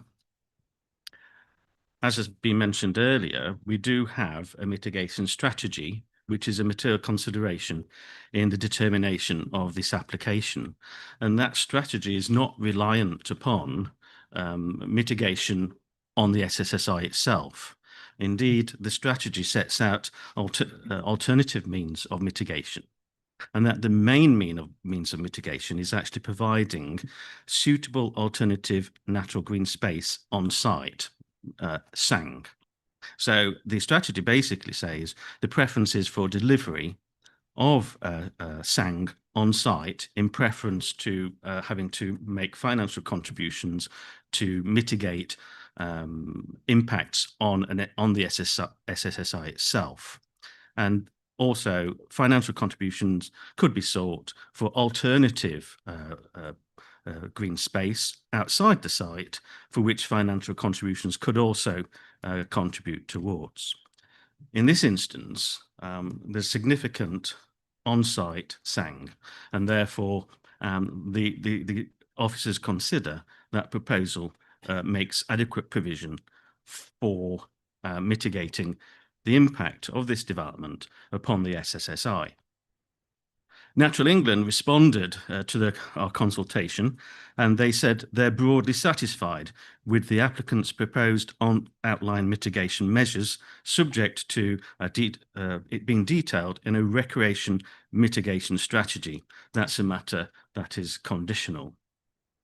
So what we have here is a scheme that does make adequate provision for mitigating the impact upon the SSSI in the opinion of officers and also in the opinion of Natural England. And it's not reliant upon providing the financial contributions that have been offered of £350 per dwelling towards the Therfield Heath conservation. So in my view, the tilted balance is not disengaged, and the tilted balance does apply to this proposal. I would remind members why we have the tilted balance, and that's because we don't have a 5-year housing land supply. It's estimated that our current supply is 3.9 years. This means that planning permission should be granted for this proposal unless the adverse impacts of doing so would significantly and demonstrably outweigh the benefits when assessed against the policies of the NPPF. The second item that was mentioned earlier by the applicant's agent was prospects on appeal. And I'd like to take a little bit of time to advise members how you deal with prospects on appeal and the prospects of costs being awarded against the council. Prospects on appeal is not a material planning consideration in the sense of dealing with it in the planning balance. The report sets out various material planning considerations, such as effect upon the highway, the benefits that would arise from this development. Those are material planning considerations. However, the planning practice guidance note, which is produced by the government, sets out advice on how local planning authorities should consider the risk of appeal and the risk of costs on appeal. And that forms part of the framework in which we consider the applications rather than material considerations to consider in the balance. So when it comes to prospects on appeal, an applicant is entitled to appeal to the Planning Inspectorate against the refusal of planning permission and to make an application for costs if they consider the council has acted unreasonably and as a consequence has incurred wasted expense in pursuing the appeal. They set out in the PPG what is called a cost regime. So if we were not able to consider the risk of costs, why would the government have set out the cost regime? So what does the guidance say? The cost regime encourages local planning authorities to properly exercise their development management responsibilities, to rely only on reasons for refusal which stand up to scrutiny on the planning merits of the case, and not to add to development costs through avoidable delay. So in terms of if members are inclined to not accept the officer recommendation and to refuse planning permission, the applicant is entitled to appeal against refusal of planning permission and is entitled to make a costs application against the council if they consider that the council in doing so has acted unreasonably. So what would be unreasonable action on the part of the council?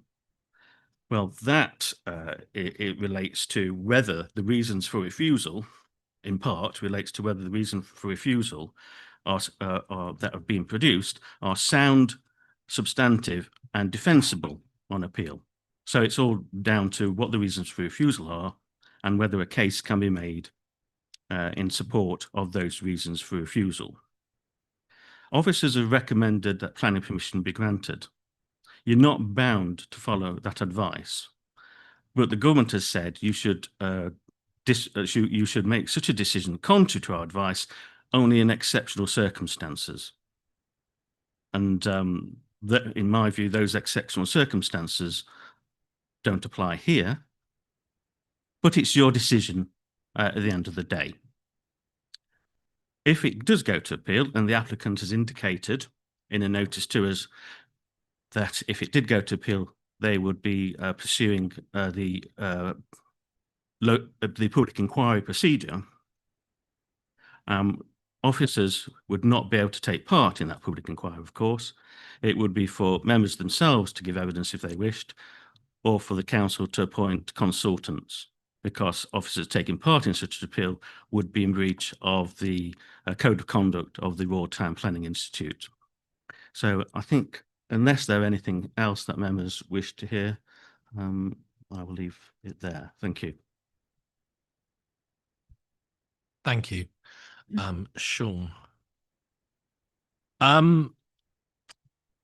Okay, so we will move into debate for the committee. The officer's recommendation is to grant permission. Unless members are minded to propose a different recommendation on this item, along with the material planning reasons, I shall therefore be proposing that we grant permission. Okay. Therefore, I propose that we grant planning permission subject to A, the completion of a satisfactory legal agreement and the applicant agreeing to extend the statutory period in order to complete the agreement if required. B, providing delegated powers to the development and conservation manager to 1, resolve outstanding matters including financial contributions, and 2, update conditions and informatives with minor amendments as required. And C, conditions as set out in the report. And we haven't. That would include any conditions in the supplementary update, or is that not? I don't think there were any. The only issue I think was around the Thurfield Heath mitigation. So there's some adjustment to the wording and how that contribution is spent. That's the only matter that's not picked up in the written reports and the addendum. Okay. Thank you. So that's clear. We are clear. Thank you. May I have a seconder before we move to debate? Happy to second, Chair, and reserve my right to speak. Thank you, Councillor Fernandez. So we have a mover and a seconder, and we now move into debate. Councillor Ruth Brown. So this site is a speculative site. It is outside the local plan. It is outside the settlement boundary. We've heard how accessing it sustainably, certainly in the first instance, when the the east side comes through, is going to be virtually impossible because there won't be a sufficient bus service and it's too steep a hill. And we've already heard from officers that you can't reasonably go up that Bartway Road. Just to quote, that sustainable travel should be the most attractive form of transport. It will certainly not be that. It will be accessed by car. I feel this application came in after the adoption of the previous local plan. It came in before we called for sites recently. I maintain what I said on the 4th of September. It has not had the scrutiny that most of our sites have. So the local plan sites have gone through examinations and hearings and a vast amount of scrutiny. They also, the master plan process goes through a strategic sites board. This site was shared for information only once on May 2022 at the strategic sites board, when, by the way, I was chairing it, and the applicant did not come. There was no opportunity to ask questions, to scrutinise it, to get feedback and make amendments. All been done by officers. There hasn't been member involvement. As the ward member prior to May 24, I had no discussions with the developer at any time. As far as I know, the town council have not formally agreed anything. The staff have completely changed since officers met them a few years ago. Plus, it's never come to a council meeting. So there's no formal agreement with the town council. I'm aware that doesn't preclude planning permission, but there is no formal agreement. Plus, we're hearing now that active travel route won't come forward at the start. So on the basis of those things, and I believe also, so the mitigation for Thurfield Heath So that the adoption of the mitigation strategy was done by Cabinet in November 22 when I was the Cabinet member, and I was told by officers at the time that it was essential that the Thurfield mitigation strategy be adopted before we could adopt the local plan because it was a material consideration. No suggestion it was technical guidance. So I disagree with that statement. I think it is a material consideration, and this area clearly lies within the 1.9 kilometre inner zone.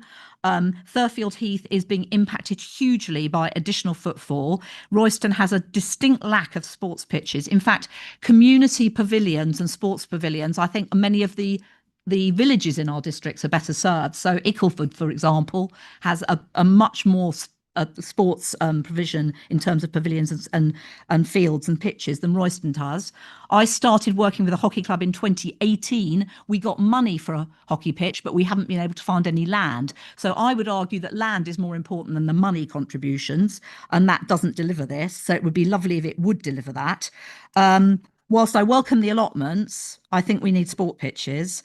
I think there are a lot of problems still with this, and I don't think it's delivering enough benefit for local residents. So I will be voting against this.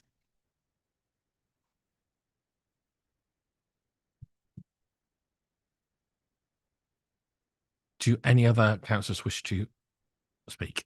Councillor Winstanley. Thank you, Chair. Yeah, this application seems to be supported by default rather than merit. The only thing really supporting it, in my view, is the tilted balance, which I know it's a sort of legal mechanism, but it seems a bit sort of questionable. Everything else seems to be going against it pretty strongly, in my view. It's inaccessible. It's not suitable for active travel. It's not in the local plan. It's not within the town boundary. I've not been reassured by the highway stuff that we're back here because of, the reason it was deferred last time. Just because we need homes just because we need homes, in my view, shouldn't mean that we have to accept these homes. There's a whole host of reasons that we've heard tonight, really well put, and we heard them last time as well. I know we have less than a 5-year housing supply, but again, we've got sites that are in the local plan. This was raised last time. Sites that are in the local plan which haven't come forward yet. Should we not be pushing for those to come forward? That sites that have been master planned or have gone through the scrutiny that Ruth Brown mentions that haven't come forward. Shouldn't they come forward first and build on those before we start looking at these sort of, again, in my view, inferior sites? I'm not confident to probably draft a reason for a refusal that meets all the points that Sean raised, but I can't support this. Thank you, Chair.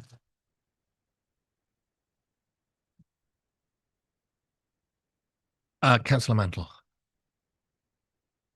Thank you. I've got a lot of support for the last comments, but my major concern on this is the inability to provide active travel routes to the site. Quite clearly, because of the gradients and the way it's just dumped on a piece of land which happens to be available, the access to the town by any means other than car seems to be, shall we say, lacking.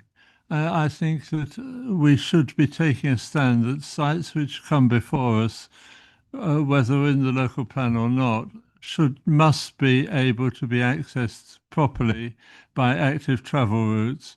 We've got I think it's a 2-hourly bus service. We've got no reasonable cycle routes, and in any event, cycling back from the town, and it seems to have talked about cycling to the town, cycling back from the town, from what I've heard this evening, it would be a challenge, shall we say. So I'm not happy that this meets the appropriate criteria for a development site in North Herts. And I think we should be much more concerned, as a colleague has said, to develop sites which we know are developable, which have proper ordinary pedestrian cycle access. And I am not happy about this site for those reasons.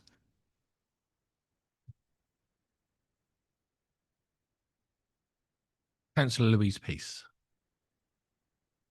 Thank you. So I went to Royston with officers and other councillors and looked at this site, and to cycle up the Barkway Road to this site is untenable due to the parked cars.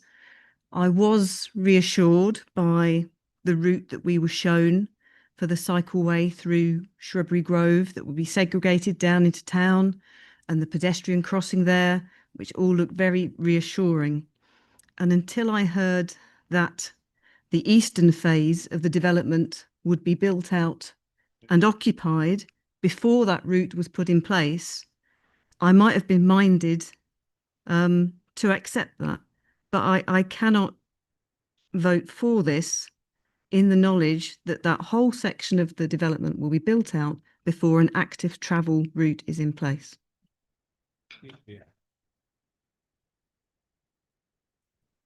Councillor Val Bryant.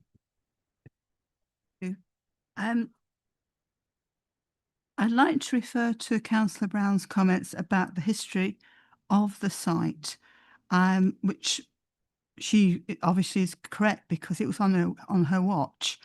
If you look at it the way around, this is the first site that I think that we've had which actually was anyway involved in the master planning, which is why it was a truncated thing. Before then it wouldn't have been master planned at all.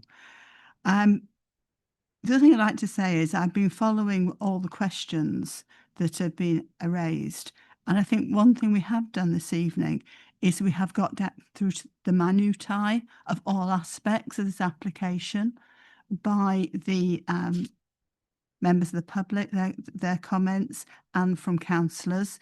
And I've been ticking them off as the officers have been responding. And I do think that for most of the points, in fact, that the officers have actually given a reasonable answer. I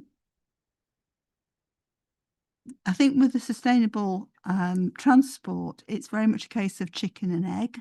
You've got to start somewhere. There'll be a point at which I feel the whole process will work. I'm aware of the gradient. As a user of an electric bike, I know what I'd be doing on the way back. So I'm not as firmly against this proposal as others, my fellow members of the committee, seem to be doing. And I'm very aware that we've got to have realistic planning reasons for actually rejecting this planning application. Thank you. Thank you. Councillor Tom Tyson. Thanks, Chair. I just wanted to reiterate really what councillors have said previously, particularly Councillor Mansell, on the accessibility of the site up there at the edge of town on the top of the hill. And as Ruth Brown mentioned, which was actually a quote from SP9, Part C, paragraph 2, I think I'm looking at, about walking, cycling and public transport designed to be the most attractive forms of transport. And that clearly can't be said of this site as it stands. We didn't get the traffic information that I think members were hoping for with the deferral, giving us a clearer idea of what goes on up and down Barkway Road and what would happen if this site was built out. And I think that the data on that is still unreliable and not specific to the junction on Barkway Road. So there's still a problem in my mind about the traffic implications, but in particular the mitigation of the accessibility by other means. I think falls down particularly in this case, so I can't support it.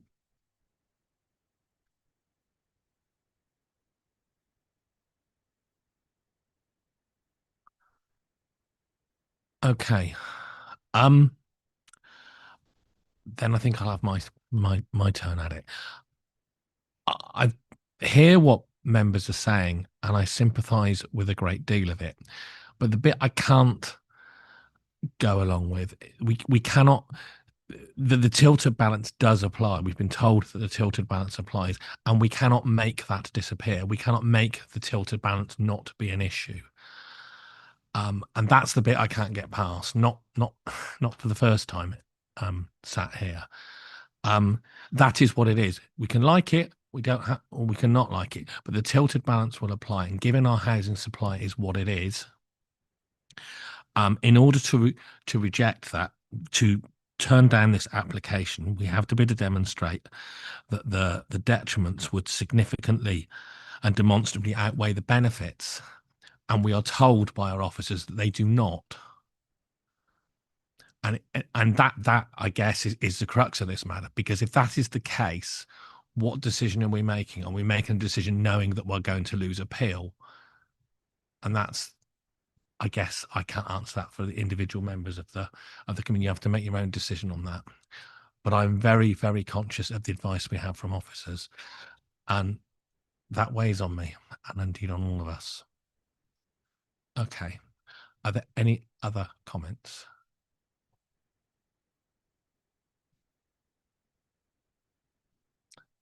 I guess we will. So it has been moved that the officer's recommendation is to grant permission. It's been moved that we grant permission. That has been seconded. If we could move to those in favour of that, please show.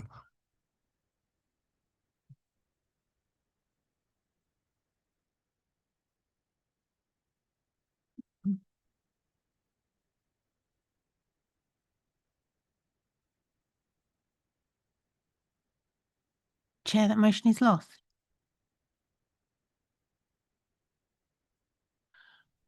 That motion is lost.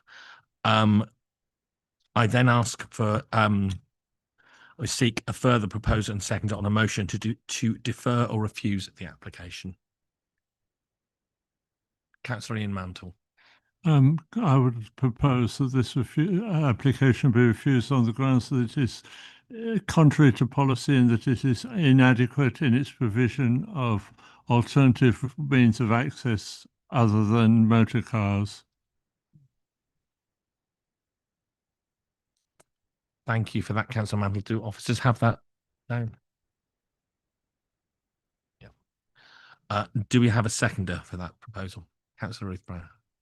I'll happily second that. I think it also ought to be on the grounds that it's a site outside the local plan and outside the settlement boundary. I think that is a material consideration.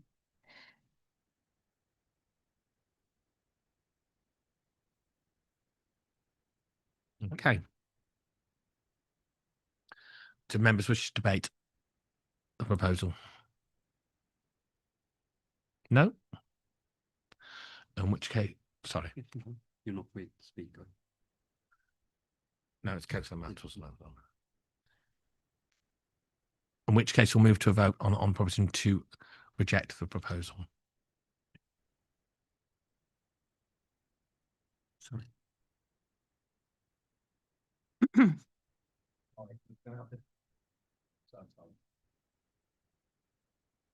We reset the thing, and I've been given advice in my areas who are voting. So, Stephen, would you like to clarify that? I think Councillor Mason suggested that, in fact, what you were doing was voting against the motion, but the motion is to refuse. Yeah. Thank you. So I'm glad someone here knows what we're doing. So you're voting yes to refuse, or I think I got it. Thank you, Steve.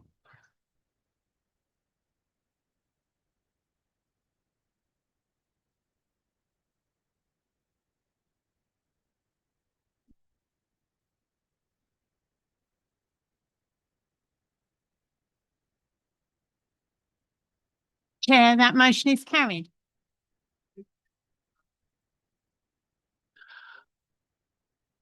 Right, we will take a short break there to allow members of the public to return to Royston, and members of the committee to take a short break.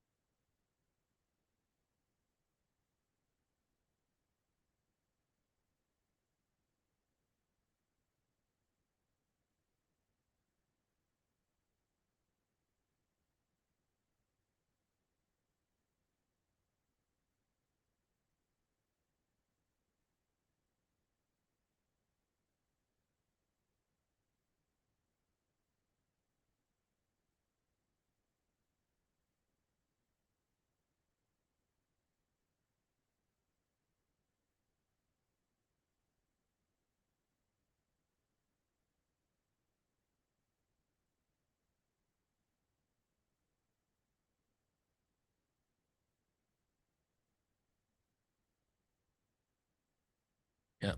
If I can round up the honourable members for Walsworth.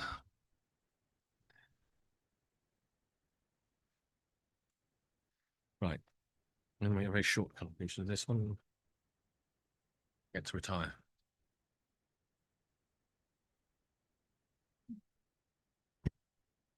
Okay, are we live? Okay.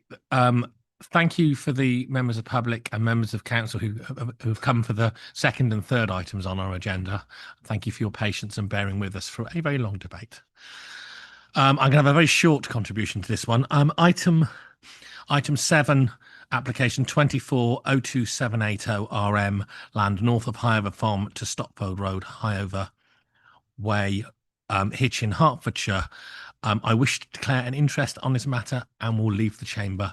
Councillor Emma Fernandez will chair the item. Will I get a coffee?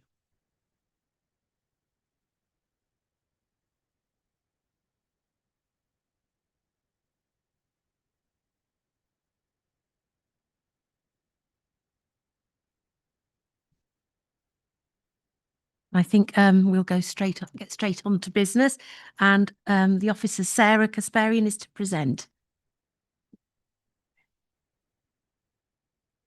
Thank you. There is no further update to give you on my committee report, so we'll go to the presentation, please.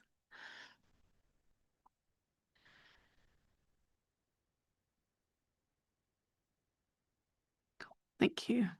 So this is the application site, which you can see with the blue line as the wider site of Highover Farm. Highover Farm is an allocated strategic housing site, reference HT1, which was granted outline planning permission in November last year. It's located to the northwest of Hitchin, between the existing urban edge of Hitchin, end of High Dane, and the railway line and Stotfold Road. The red line on this plan shows the sites for this application for reserve matters before you today. The red line shows the main road proposed main road running through the site, together with the drainage ponds, swales and underground pipes needed for the main drainage infrastructure. Next slide, please. So this is the same plan, but with a bit of colour. The yellow shows the main road through the middle with the footpaths and the highway verges shown. The green relates to the drainage ponds and swales, and the blue relates to the drainage pipes, which are subterranean works on this application. Next slide, please. This is an aerial view of the site with the main site boundary shown. Next slide, please. So this is an example of the level of detail shown for the new road in this application. There are a lot of plans, as you know, with the application. They're all very technical, so I've not included them all, but a selection to give you a summary of the proposals. So this is the entrance to the site from the Stotfold Road end, connecting to the new roundabout that was approved at the outline application. Next slide, please. This is the other end of the road where it will connect to High Dane. You can see the line of the road as it continues into the site, and the development around this end of the road will be subject to different applications when the time comes. Next slide, please. This is the continuation of the main road and where it goes over the bus gate section in the middle. Is that me? Can you hear that? Carry on. Carry on. Yeah, and I just wanted to reiterate from my committee report that there's no objection from the Highway Authority on the level of detail in these plans. Next slide, please. This is a detailed site-wide drainage plan, as I've taken a snapshot of the top half for you, which includes the drainage ponds and swales in the top northern corner. Very technical drawing which shows how the application will fit into the wider thinking for the site when those phases come forward. So the red line includes the blue pond, the pink pond, and the green swale, and the pipes, the subterranean pipes towards that. If you remember the red line that I showed you. Here you can also see the ponds in the top northern end of the site, which is topographically the lowest point of the site. Next slide, please. This is another detailed plan of the surface and foul water drainage detail. It's at the High Dane end of the application site, and just wanted to reiterate that the LLFA have got no objection to the detail of these plans. Next slide, please. So this is a photo of High Dane looking towards the application site. Next slide, please. And this is Stotfold Road. You can see the temporary fencing where the new roundabout will be located. I'm looking south in that photo.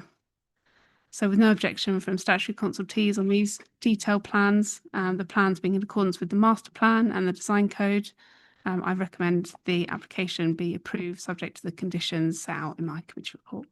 Thank you. Do we have any questions from members? Councillor Winstanley. Thanks, Chair. Can I just check? Tonight we're not dealing with the bus gate in any real detail. We're not. Is that correct? So not the detail of how it will operate and things that was subject of a condition on the outline application.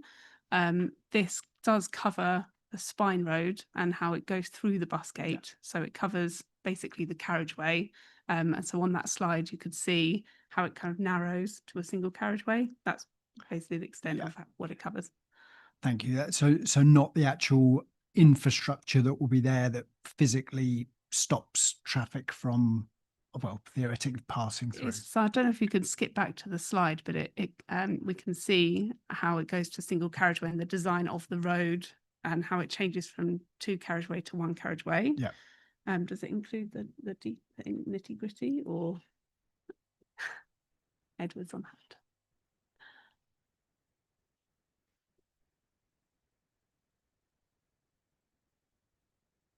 Can Edward answer that question? Happy to answer. Thank you, Chair. So this application is only for effectively the groundworks. It's not for the infrastructure that will make the bus gate function. But the expectation is that it will be camera controlled. So it won't be a physical bollard, a rising bollard or anything like that. It will be cameras that will look at vehicles going through with ANPR, recognising number plates. And the County Council now has the powers to enforce and to issue penalty charge notices for vehicles that pass through there when the traffic regulation order has been made to prevent vehicles other than buses going through there. It is recognised that at no point should that road be open to all traffic because it would clearly attract running traffic. So that is the intention, but that's not part of the plans before you to be approved. Okay, thank you very much. Councillor Brown. I just wanted to ask about my favourite thing, SUDs. So that's part of this application, isn't it? Are they going to be made to be amenities and attractive, or are they going to look horrible like the ones on Ivy Farm? So the aim is that they will be attractive and usable. There's two ponds in the northern corner. There's a big pond and a small pond. One is a infiltration pond and the other an attenuation pond. So one will have a level of water in it and the other one won't. So that will be kind of usable, almost kind of just green space that you can use. So that level of detail of the planting will come forward via condition. And the same with the swales. They should be green and usable. Yeah, that is the aim. We've got sections that show the gradients of them, which is not steep. You can use them. Okay, it's green space. Thank you. That's why they're so big, I think.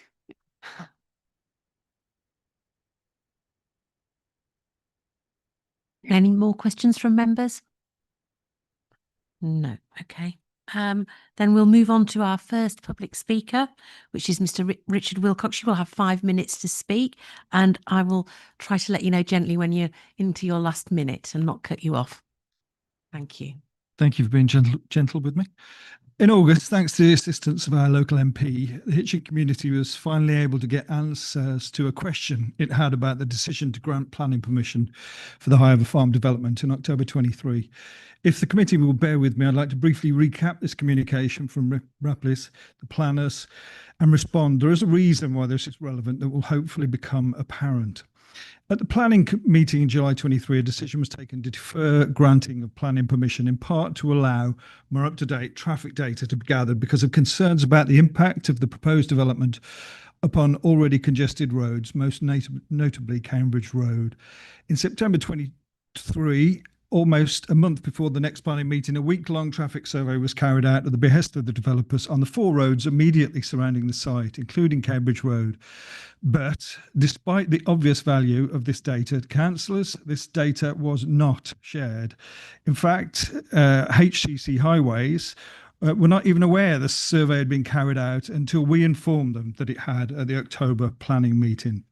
Instead, in a supplementary transport note prepared for the October planning meeting, councillors were presented with snippets of data from several older HCC surveys in the local area going back to 2020. Crucially, this report also included data from the Department for Transport relating to Cambridge Road.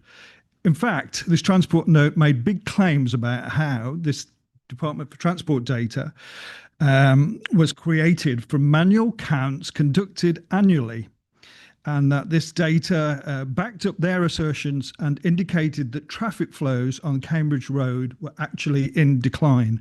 No wonder the councillors voted yes to the proposal based upon this data.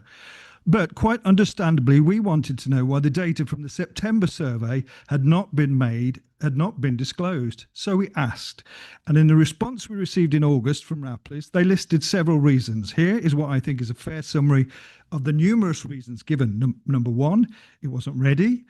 And this, despite the survey finishing weeks before the October planning meeting. We checked with a company employed to carry out traffic surveys. They confirmed survey data is available almost immediately a survey is complete. Reason two was this data wasn't material to the outline decision, so was therefore not submitted to the planning portal. Really, I think it was exactly what the councillors had asked for. Ripley's response then concluded by making reference to how the results of this undisclosed survey simply backed up the Department for Transport data, which they described in this way. It's a significant amount of long-term data available for the manual count points on the A505, which allowed them, HCC, to review the change in traffic levels. In other words, we're not going to share our survey data with you. You'll just have to believe us. And if you don't believe us, then believe the DFT. Well, we checked this DFT data. It takes about 30 seconds. Anyone can do it. I'll share the link if you want to go there yourself. And what I discovered in less than 1 minute is that it doesn't exist. Yes, the DFT does have a count point on the Cambridge Road just at the right point to be relevant to this application. And there are figures for each year right up to this year. But what anyone who bothers to look at the data would see instantly, because it's made abundantly clear, is the data is not from manual counts. It's purely estimated. In fact, the last manual count was back in 2017. Furthermore, the DFT presents its data with this warning. Traffic figures at the regional and national levels are robust and are reported as national statistics. However, our traffic estimates for individual road links and small areas are less robust, as they are not always based upon up-to-date counts made at these locations. Where other more up-to-date source of traffic data are available from local highways authorities, this may provide a more accurate estimate of traffic at these locations. This didn't stop the planners and HCC from saying exactly the opposite to you, and the STN said, and the response we received in August, they specifically used reference to this Department for Transport data to prove the robustness of their own data. So absolutely key data upon which you made your decision to greenlight this application was falsely represented. And not only that, pertinent data was withheld. So why is this relevant today? It's relevant because firstly, you should know that you were misled, and also because tonight you're being asked to make key decisions about this application based on data that once again defies common sense and any knowledge of the local area.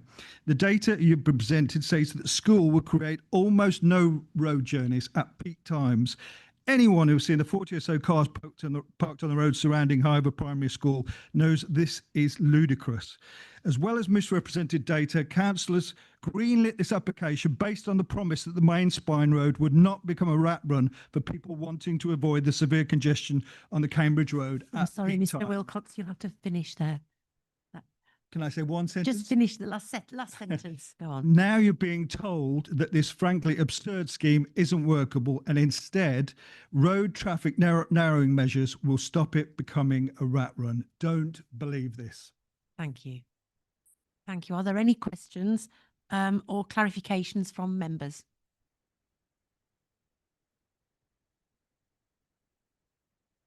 No. Thank you, Mr. Wilcox. Then can we move on to our member advocates to speak next? That is Councillor Elizabeth Dennis and Councillor Daniel Wright Mason, and you have 5 minutes shared between the two of you, and I will shout out when there's 1 minute left. Thanks, Chair, and thanks to Richard for raising those points. I also want to thank Sarah and our team for their work on the design codes and for continuing to press for quality of life improvements to this scheme.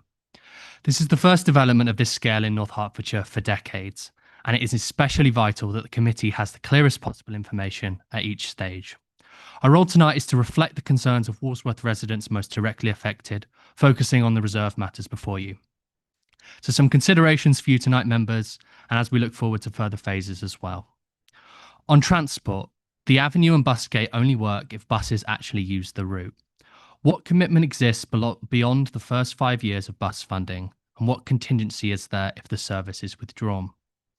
On drainage, since the major flooding events in September and November 2024 on Walgrove Road and Green Lane, has the flood risk evidence been updated, and are the proposed basin suds still considered adequate? If foul water is to be discharged into the Cambridge Road sewer, has Anglican Water confirmed downstream capacity? And more broadly, what reassurance can be given that the system will not add to runoff in Walsworth where resilience has already failed? On infrastructure, has sufficient capacity been secured for electricity, broadband and EV charging to avoid repeated roadworks along the avenue after adoption? And on engagement, given the level of public interest, will the developer commit to hosting a drop-in session before reserve matters for the public square and school frontage come forward? By addressing these issues directly, you can give residents confidence that all aspects of this development will be safe, resilient and future-proof. And I'll hand it over to Councillor Dennis. Yes. Thank you very much. Colleagues, I want to talk specifically about the main spine road, which is referred to by the developer as the avenue. We've heard that some of the detail around this may not be necessarily considered this evening under this reserve matters, and in fact a lot of the additional detail is likely to come forward in the phase 3 reserved matters applications. However, I would respectfully submit that the avenue and the infrastructure and facilities around it do indeed amount to necessary highway and service infrastructure. Layout is of course a matter that is considered within reserved matters applications, and I would also respectfully submit that the way in which routes within the development are provided, situated, oriented in relation to each other and to buildings and spaces outside the development does in fact include a main spine road that is connecting one major traffic route, i.e. Stotfold Road, through to Hydane, which will link to another major traffic route, which is Walgrove Road in Hitchin. The bus gate is essential and integral to ensuring that policies 3, 5, 7, 8, 9 and 10 of the local transport policies from Herts County Council, which our county council colleagues will of course be very familiar with, are complied with. And it's also essential and critical to preventing the rat running, which relates directly to spaces outside of the development, because make no mistake, there will be users from outside of this development coming in to access a number of the facilities, not least the school, which is to be located close to this bus gate. So, colleagues, when we are considering the design and the layout and the appearance of this particular aspect, despite the fact that there may be a desire to defer such comment and consideration until the phase 3 applications come through, I think that we do need to be critically aware of child safety when we are thinking and reflecting upon the layout and appearance of this particular part of the Spine Road. In respect of that, colleagues might not be aware that the condition 17 on the outline permission was discharged on the 17th of October on the basis that the busgate area has been designed to facilitate access for buses and emergency vehicles only to travel between Stotfold Road and High Dane. However, the way that that rat running is going to be prevented is through a single lane aligned in such a way that would give drivers the perception of travelling on the wrong side of the road, further deterring unauthorised access. That is the extent that we are going to be preventing rat running if the designs and the layout and appearance put forward in this reserved matters proceeds. That is the extent of child protection and child safety brought forward. Paragraph 1.14 of WSP's report that was accepted by Herts County Council's Highways team as discharging condition 17 allows for the inclusion of electrical ducts to support automatic number plate recognition camera systems in the future in the event Highways determines it necessary. Highways has not required that at this stage. I will leave colleagues to take that point forward in their considerations, questions and debate. Thank you. Thank you. Thank you, Councillor Dennis. Are there any questions or clarifications from members of the committee? No. Okay. Right. We have now the applicant's representative, Mark Osborne, to speak. You have 5 minutes and I will shout out when there's 1 minute left. Thank you for allowing me to speak. Firstly, this is a very important application for Barratt Redrow, the district, and for the delivery of this site. It is the first phase of the development to come forward following approval of outline permission in November 2024 for 700 new homes. The infrastructure strategy before you holistically integrates surface water, foul drainage, highways and earthworks to provide a coordinated and sustainable solution. All design elements have been designed to minimise excavation, reduce the export and import of materials, and to avoid unnecessary retaining structures and drainage which aligns with the site's natural topography. By working closely with the council officers and with key consultees such as the County Highways Authority, the lead local flood authority and Anglian Water, we have reached a point where there are no objections from these organisations, and we have a recommendation for approval before the committee tonight. We acknowledge that the proposed development site is not universally popular with surrounding residents, but the principle of development of this site, with its main access from Stotfold Road, linking with restricted access through to High Dane, has already been approved. The busgate principles are, as you are aware, agreed with the County Council and have been cemented through the discharge of Condition 17 recently. We have undertaken collaboration with the Highways Authority to deliver safe, accessible highways infrastructure, including raised tables and crossing points for pedestrian and cycle priority, verge planting and future-ready corridors for public transport.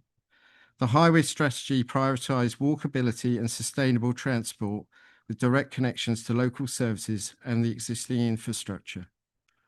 The drainage strategy of channelling water to the northern corner of the site was established when the outline permission was granted. This application builds on this strategy with a detailed design for delivery.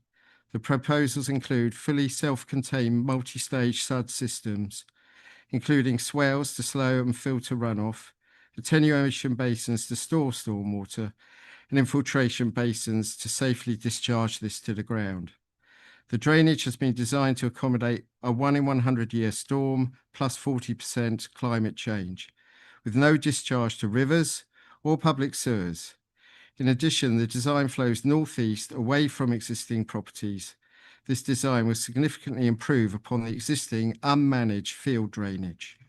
Foul drainage via a new on-site pumping station will provide storage within engineering standards and controlled time discharge to the Anglian Water Network via Stotfold Road, with no connection out onto Walgrave Road. We are solely connecting to Stotfold Road in the east. We have held public consultation events in Hitchin in June, where we met and updated residents on progress on the site. We also met with the Hitchin Forum the following month.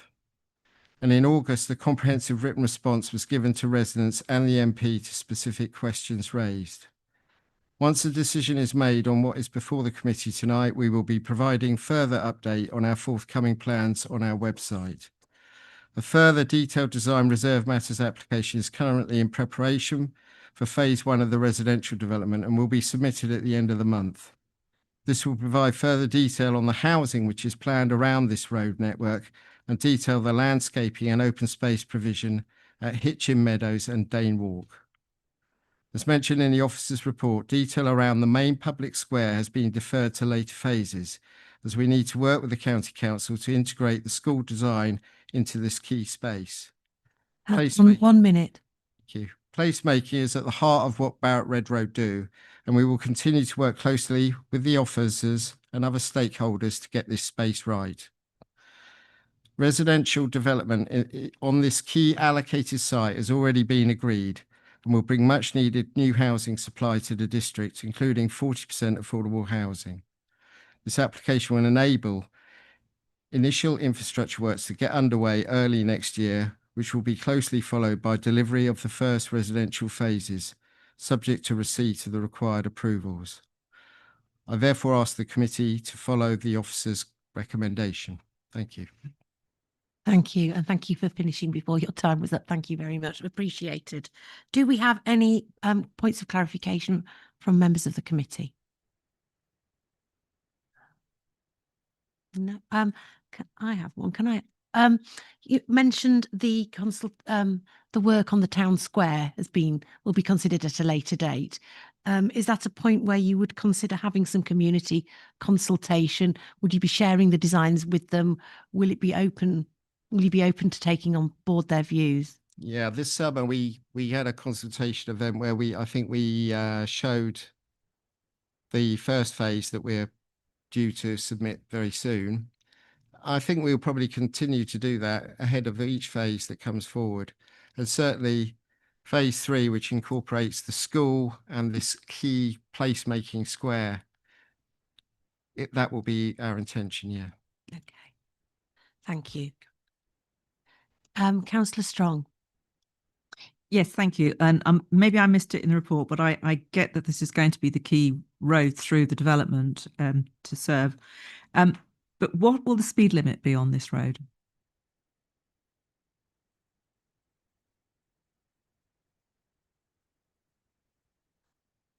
I guess. Well, I would expect it to be part of the design, though, would it not?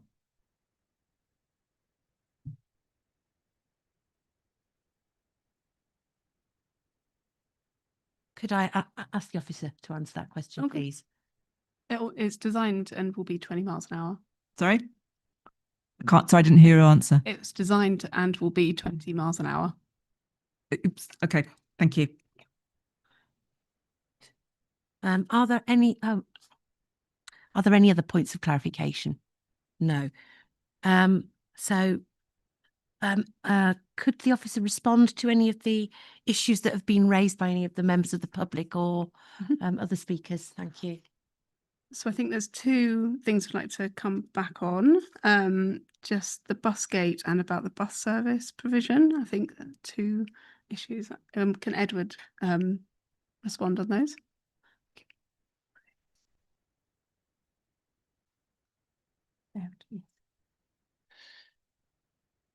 So the to clarify on the status of the bus gate, the reason why the Highway Authority does not require the cameras to be there from the beginning is because the guidance from DFT is that in order to exercise its powers to enforce traffic regulation orders relating to moving traffic offences, it has to demonstrate a need for the enforcement measure. So, in other words, the road will have will start as having signage to indicate that it's not a through route for general traffic, that it's a bus-only route. Buses will obviously be able to run through there, but it will be monitored. The applicant will have to monitor that, and if it is demonstrated that people are abusing the traffic, flouting the traffic regulation order, then the applicant then it is a requirement of the applicant that they will provide the ANPR camera to allow the county council to enforce it through ANPR, and therefore to issue penalty charge notice automatically. So that's the process it has to follow in order to use its powers to enforce a traffic regulation order of that sort. The bus service has been designed by the county council as a new service that will come in off Stotfold Road. In the first place, it will actually, the expectation is it will stop on Stotfold Road immediately south of the roundabout before there is a point where it can come into the site and turn around within the site. Obviously, the site will be built out gradually, but that bus service will be there from first occupation, and that service will go down Stotfold Road, in Cambridge Road, and into the town centre. So that will be a new service that will serve this new development and also properties which are currently not served by a bus service or a good quality bus service along Stotfold Road. And that, as I say, that service will be there for first occupation and will expand, and it will enter the site when it can, and it will continue to serve the whole of the site as that is built out.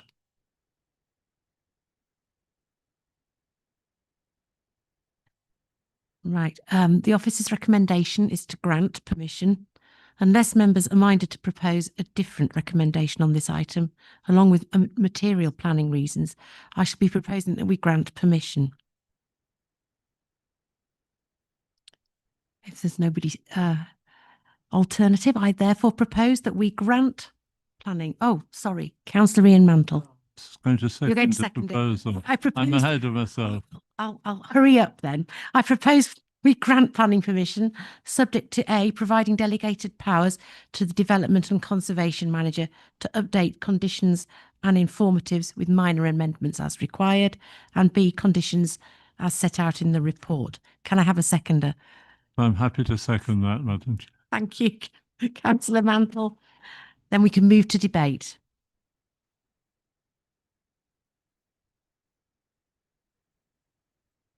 Councillor Mantle. I'll just say this is something which has already effectively been agreed, and this is just the detail of it. I think we'd be totally stupid to do anything other than accept it as progression of something we already wanted to happen.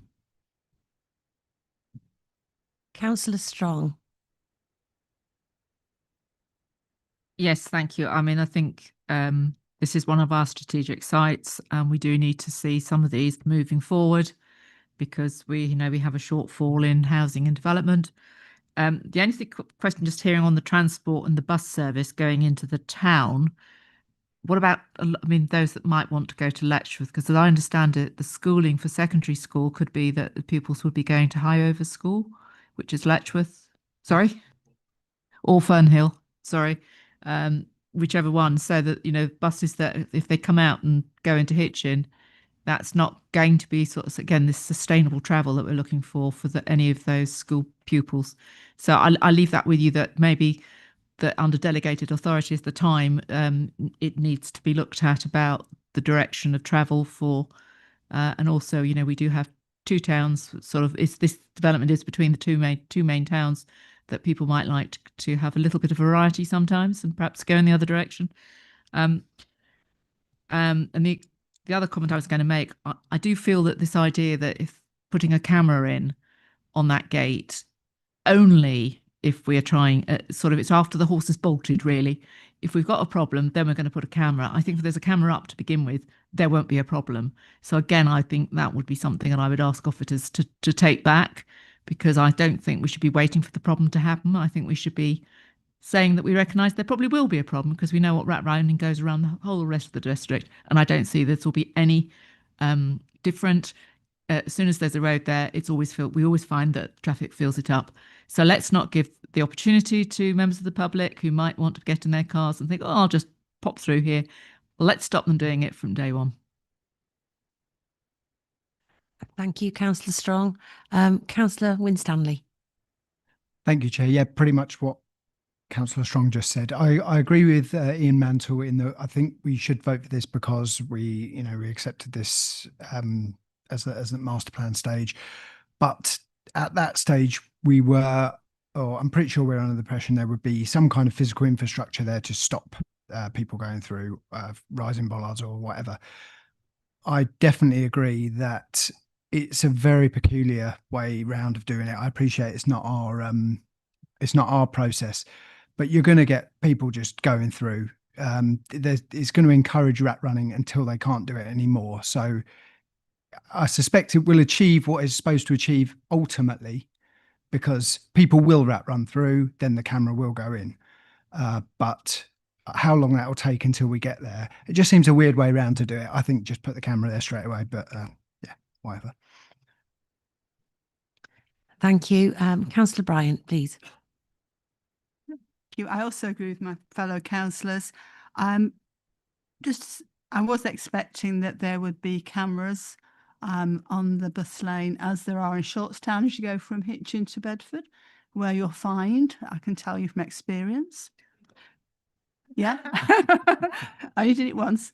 And I just wonder what the time scale is to having to prove that we need this. And the other thing is there actually is already a bus service that goes up the Stockfold Road. I think it's a 97 or 98 that goes to Stockfold and to Letchworth. Yeah, but it doesn't go on that bit of Stockfold Road. Does when I get on it. Well, it'd be nice to know when that happens. Yeah. Right. Thank you. I am conscious of the fact that we are running close on time and we have another item to consider. If there is no further debate, or I think we should move on, move to the vote. Can we? Yes. Councillor Strong. Yes, since there seemed to be support for trying to get the NPR cameras in at the beginning, could we actually get that amended into our recommendation for tonight? Is that possible?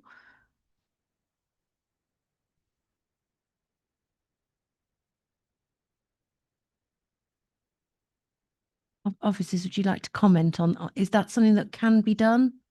It seems that there is quite a groundswell of support for that.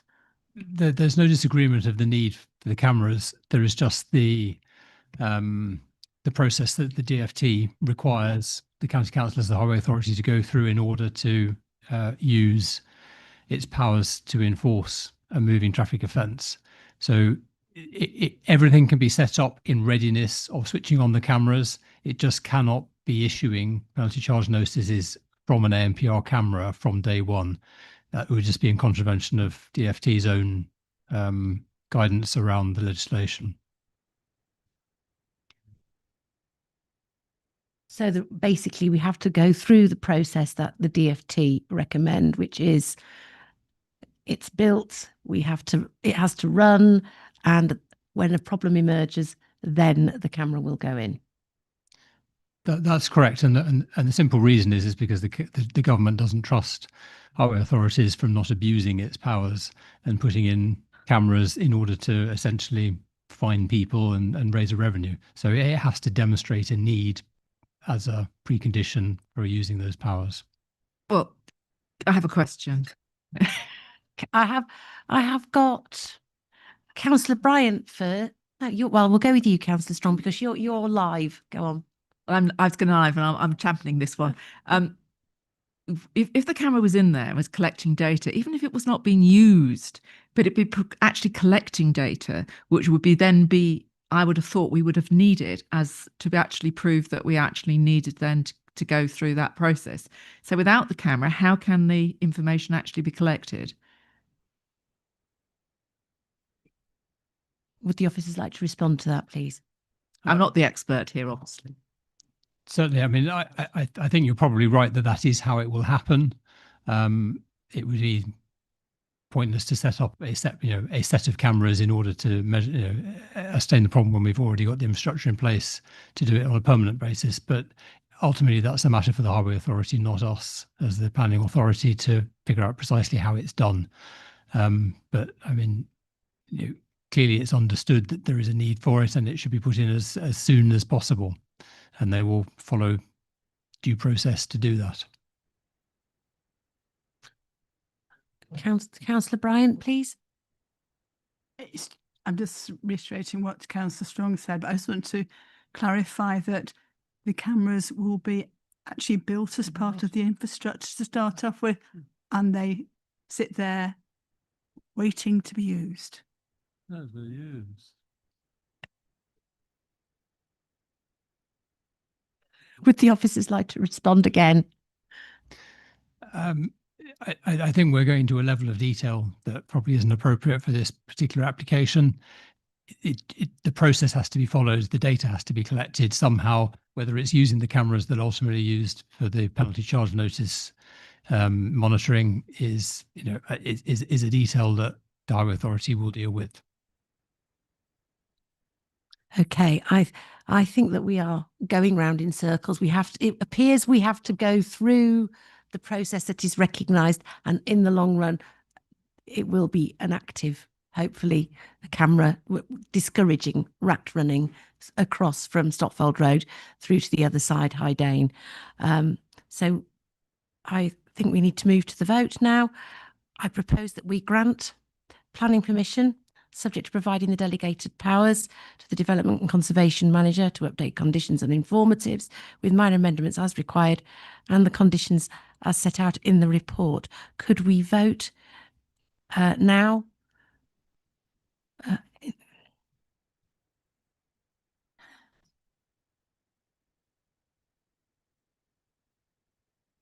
Chair, that motion is carried. Thank you, and thank you to the member advocates, objectors and applicant who came to speak. Thank you.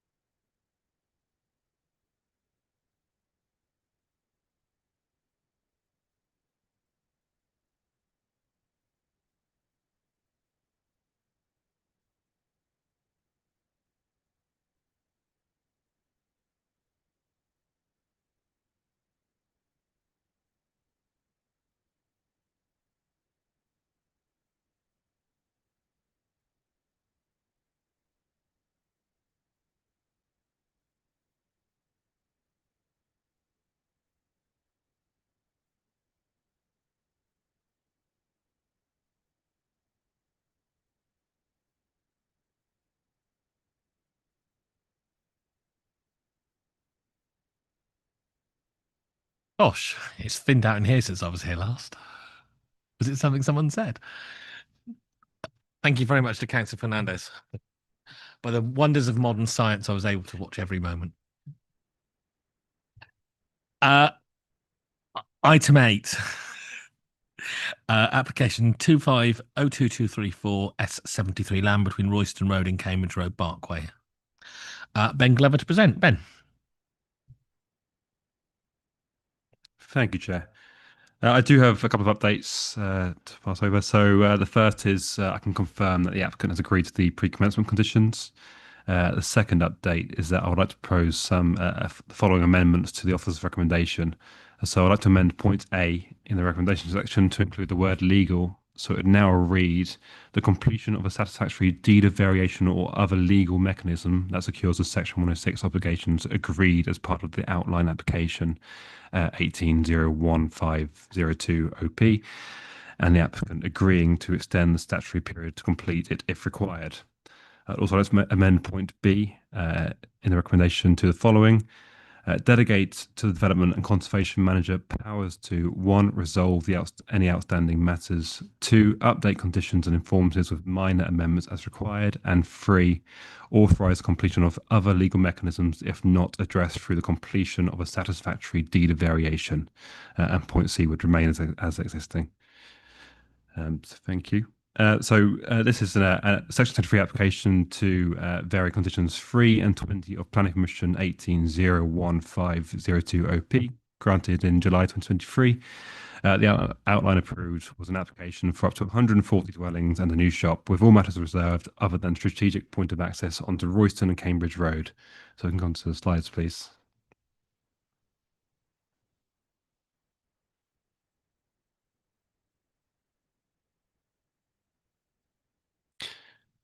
Thank you. So this is the application site. We've gone to the next slide, show the location plan.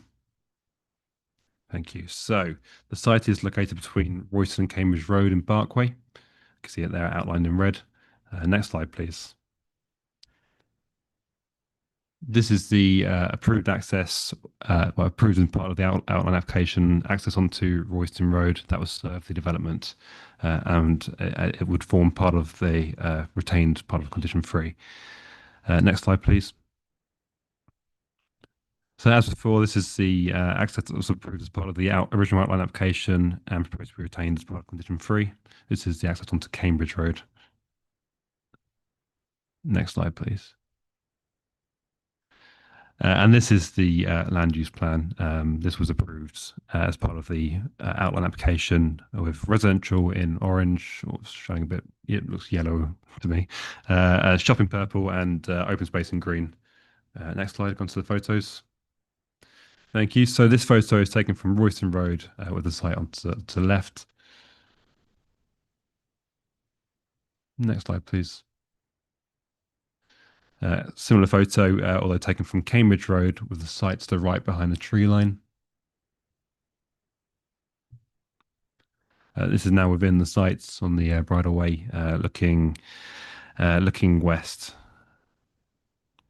Next slide, please. Again, taken from within the site, looking west with existing development onto the left-hand side there. Next slide, please. Thank you. Again, taken from within the site, looking north now. Next slide. And final photo taken from within the site, looking south. So in addition to the proposed variations condition 3 and 20, we have negotiated with the applicant to introduce condition 4, which would require the submission of a master plan compliance statement alongside any future reserve matters application.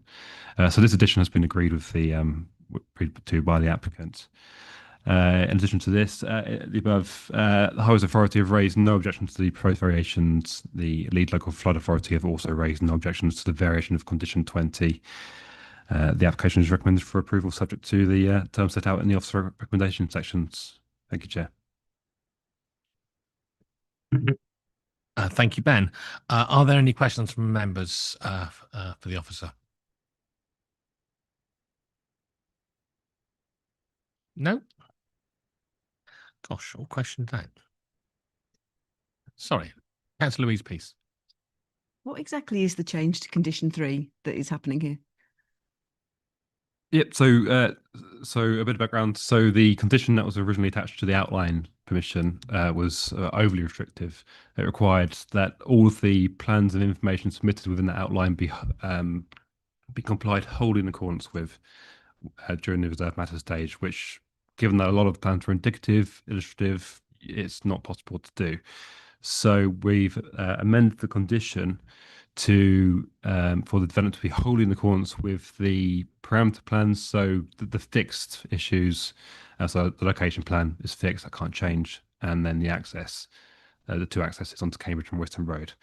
And then to kind of supplement that is the reason for introducing condition 4, which would require the submission of a master plan compliance statement, which would require the applicant to detail and explain how the proposal that they will submit as part of reserved matters applications, how that would accord with the master plan summary report that formed part of the outline application. And then any variation or departure from that would require kind of clear justification from the applicant that we can then consider at that point. Thank you. Stephen. Going to be rather legalistic, and it just explained to you why we need this deed of variation or the alternative legal mechanism. And the reason for that is that the original Section 106 agreement didn't include what the lawyers call a Section 73 clause. Section 73 clause means that actually you bind under the variation what was bound by the terms of the original Section 106 agreement. If you don't have a Section 73 clause and you approve a new condition, then the old Section 106 agreement in effect will fall away. So you need the deed of variation to say, if you want to put in a variation of a condition clause pursuant to Section 73 application, you must agree that that consent in terms of the change of condition will carry all of the original Section 106 obligations. Sorry, that's a bit legalistic, but it's absolutely critical. It's quite unusual for a 106 on a site of this size not to include a Section 73 clause, which is why the applicant quite reasonably, in my view, has said, let's agree it.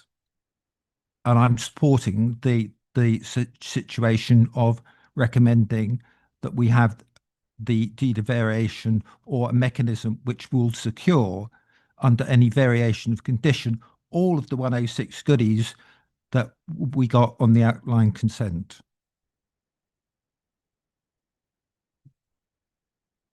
Thank you. Claire Strong. Thank you, and thank you for explaining that. That made it sound so easy. Who wouldn't want to agree with that? But you also, the officer, you mentioned about a master plan, my favourite word. And also being on the strategic planning board, we've seen quite a lot of these master plans, and they've gone through a process through the strategic board, and then they go to cabinet, and then they go to full council. Who is going to actually provide scrutiny for this master plan that you're talking about? So the master plan was approved as part of the outline application. So who scrutinised it? I believe it was before. It was predated. Yeah, I think it was the first master plan that we perhaps dealt with. It was a bit by a different officer. But yeah, back in this application came in 2018. Oh, Struth. So where I was going to say no wonder I'm okay, fine. It's just I think if we're doing, but just the point I would make is if we're doing any more further then agreeing to look at master plans, we just need to know we've got a good process around it for member input. Oh, everybody's nodding. That's lovely. Thank you very much. The critical point is that you're not being asked to approve any of the amendment conditions. All you're being asked to do is to say that in order to ensure that if a condition is amended, it will carry the same 106 obligations under that applied previously. So it's all we're doing is dealing with the legal mechanism to ensure that we're fully protected. Thank you. Right. Any other questions to the officers? No, in which case I will ask the applicant's representatives, Mr. Andrew Hodgson and Ms. Alice Kirkham. You have 5 minutes and I'll let you know when you have a minute left in your time. Thank you, Mr. Chairman and members of the committee for allowing us the opportunity to speak today. My name is Andrew Hodgson from Pegasus Group, representing Redrow Homes. The applicant, and this is Alice Kirkham from Redrow Homes, is here to assist with any questions which may arise after this presentation. This Section 73 application represents a purely procedural process to amend the wording of Condition 3, which related to compliance with approved plans, and Condition 20, surface water drainage of the approved 2018 planning application for this site, granted permission in 2023. The approach has been discussed and agreed with officers and has been subject to legal advice before we submitted the application. The suggested amendment to Condition 3 provides more precise wording that aligns with the approved plans. Some of these plans were labelled indicative, and as such, the wording in the condition which relates to which states to require strict accordance with is inappropriate for an outline planning permission. The acceptability of the proposed plans is not in question, and no changes are proposed to the plans themselves. A new condition is to be imposed, Condition 4, which requires any future reserved matters applications to be submitted with a master plan compliance document. Together, Conditions 3 and 4 secure the vision of the original master plan and outline application, whilst also allowing for deviation where it is justified or necessary. In respect of Condition 20 relating to surface water, the original approved strategy would be difficult to implement, and a more appropriate solution has been prepared and agreed with the lead flood authority who have raised no objections to this revision. We will still be required to submit a surface water strategy to discharge this condition. As set out by the officer in his report, the amendments proposed by this application are simply to address the unreasonably restrictive wording of the original Condition 3 and allow us to proceed with the reserved matters and discharging conditions. Further, and as the officer report explains, whilst a new planning permission will be issued, the changes only relate to the conditions amended and not to any other elements of the scheme. Redrow remain committed to providing all of the infrastructure contributions previously secured as part of the outline permission, and a legal agreement has been prepared to this effect. We will continue to work with officers to finalise this agreement as expediently as possible. I hope this clarifies the position.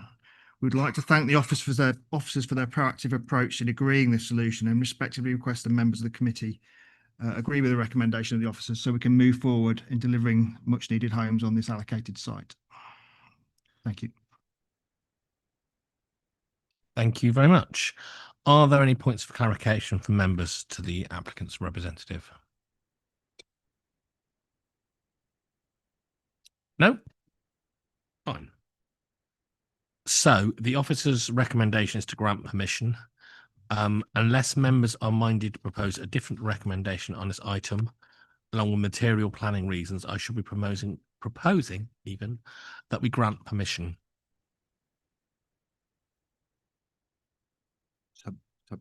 Yeah.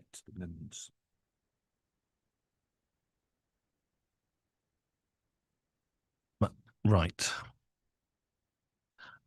Therefore, I propose we grant planning permission subject to the completion of a satisfactory legal agreement. So I'm on the wrong one. I've turned my page the wrong way. I'm sorry. Yeah. Yeah. It's the small writing I've had me to do. Sorry.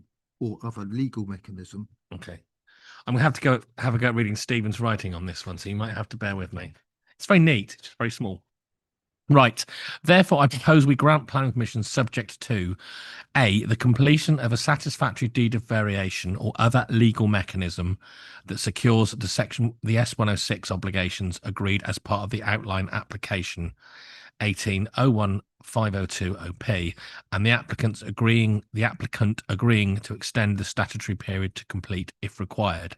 B, delegate to the Development and Conservation Manager powers to 1, resolve any outstanding matters, and 2, update conditions and informatives with minor amendments as required, and 3, authorise the completion of other legal mechanisms if not addressed through completion of a satisfactory DOV. Deed of variation. Deed of variation. Thank you for that. And C, conditions set out in the report. Are we all clear on that? Sorry, that was a bit. There's always one.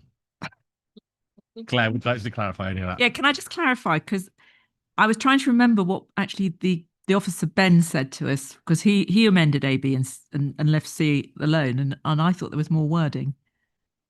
You gave us a bit more wording in the changes. I read out the recommendations in full. I don't know. C, as far as I'm aware, is remain as is which is to would remain. Well, sorry. C is to. Read it out as conditions as set out in the report. Yeah. So Yeah, that was the clear. only one that I actually, from my recollection of what the officer said, Yeah, that's not was the same. There was a bit more gumph in B. Yep. So we've added a 0.3 in B, which I believe has been read out. I could. So the additional wording is a new little 3 under B, which says, and authorize the completion of other legal mechanism if not addressed through completion of a satisfactory deed of variation. That's the wording I gave to the planning case officer and which he read out. Yeah, okay. It's just that you see, my memory just didn't keep it. They didn't sound the same of what you read out to what the officer read out. It would always be helpful if we actually had it printed. But I'm not coming again. Who's saying you'll be invited? I'll send you Joe. Right. I'm sorry, that was more muddled than it needed to be, but is everyone happy you know what you're voting on? Splendid. So I've moved it. Can I have a seconder, please? Councillor Winstanley, first off the mark. Lovely. Do we have any further debate on this matter? Lovely. Then we shall move to a vote. Can I also see those in favour of approving?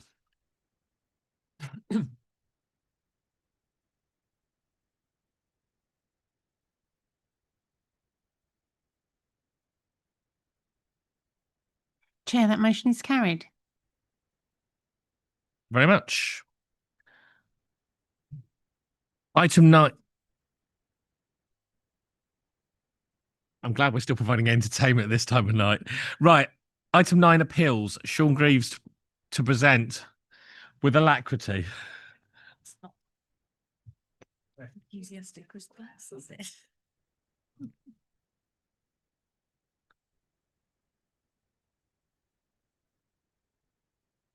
My laptop's not working. Oh, do you want that?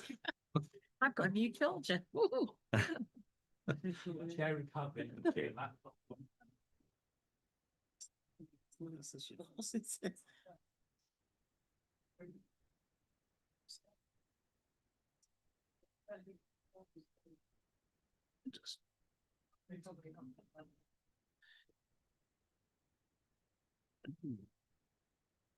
very good with this, am I? Apologies. So we have a couple of appeals lodged, both they're basically full applications through the written representation procedure. And we have had decisions for the land adjacent to Breachwood Green, which was creation of a car park. That was dismissed on appeal. We had the old grammar school on the Broadway in Letchworth, which was to do with alterations to front access path. That was partly allowed and partly dismissed. And that's it, really. So just two appeal decisions, nothing of any particular significance, unless members got any questions. Any questions for the officer? No? Blimey. The report is for noting. And I close the meeting at that point. The next meeting of the PPC is on 6th of November 2025. And thank you all for your active participation and attendance. Thank you very much.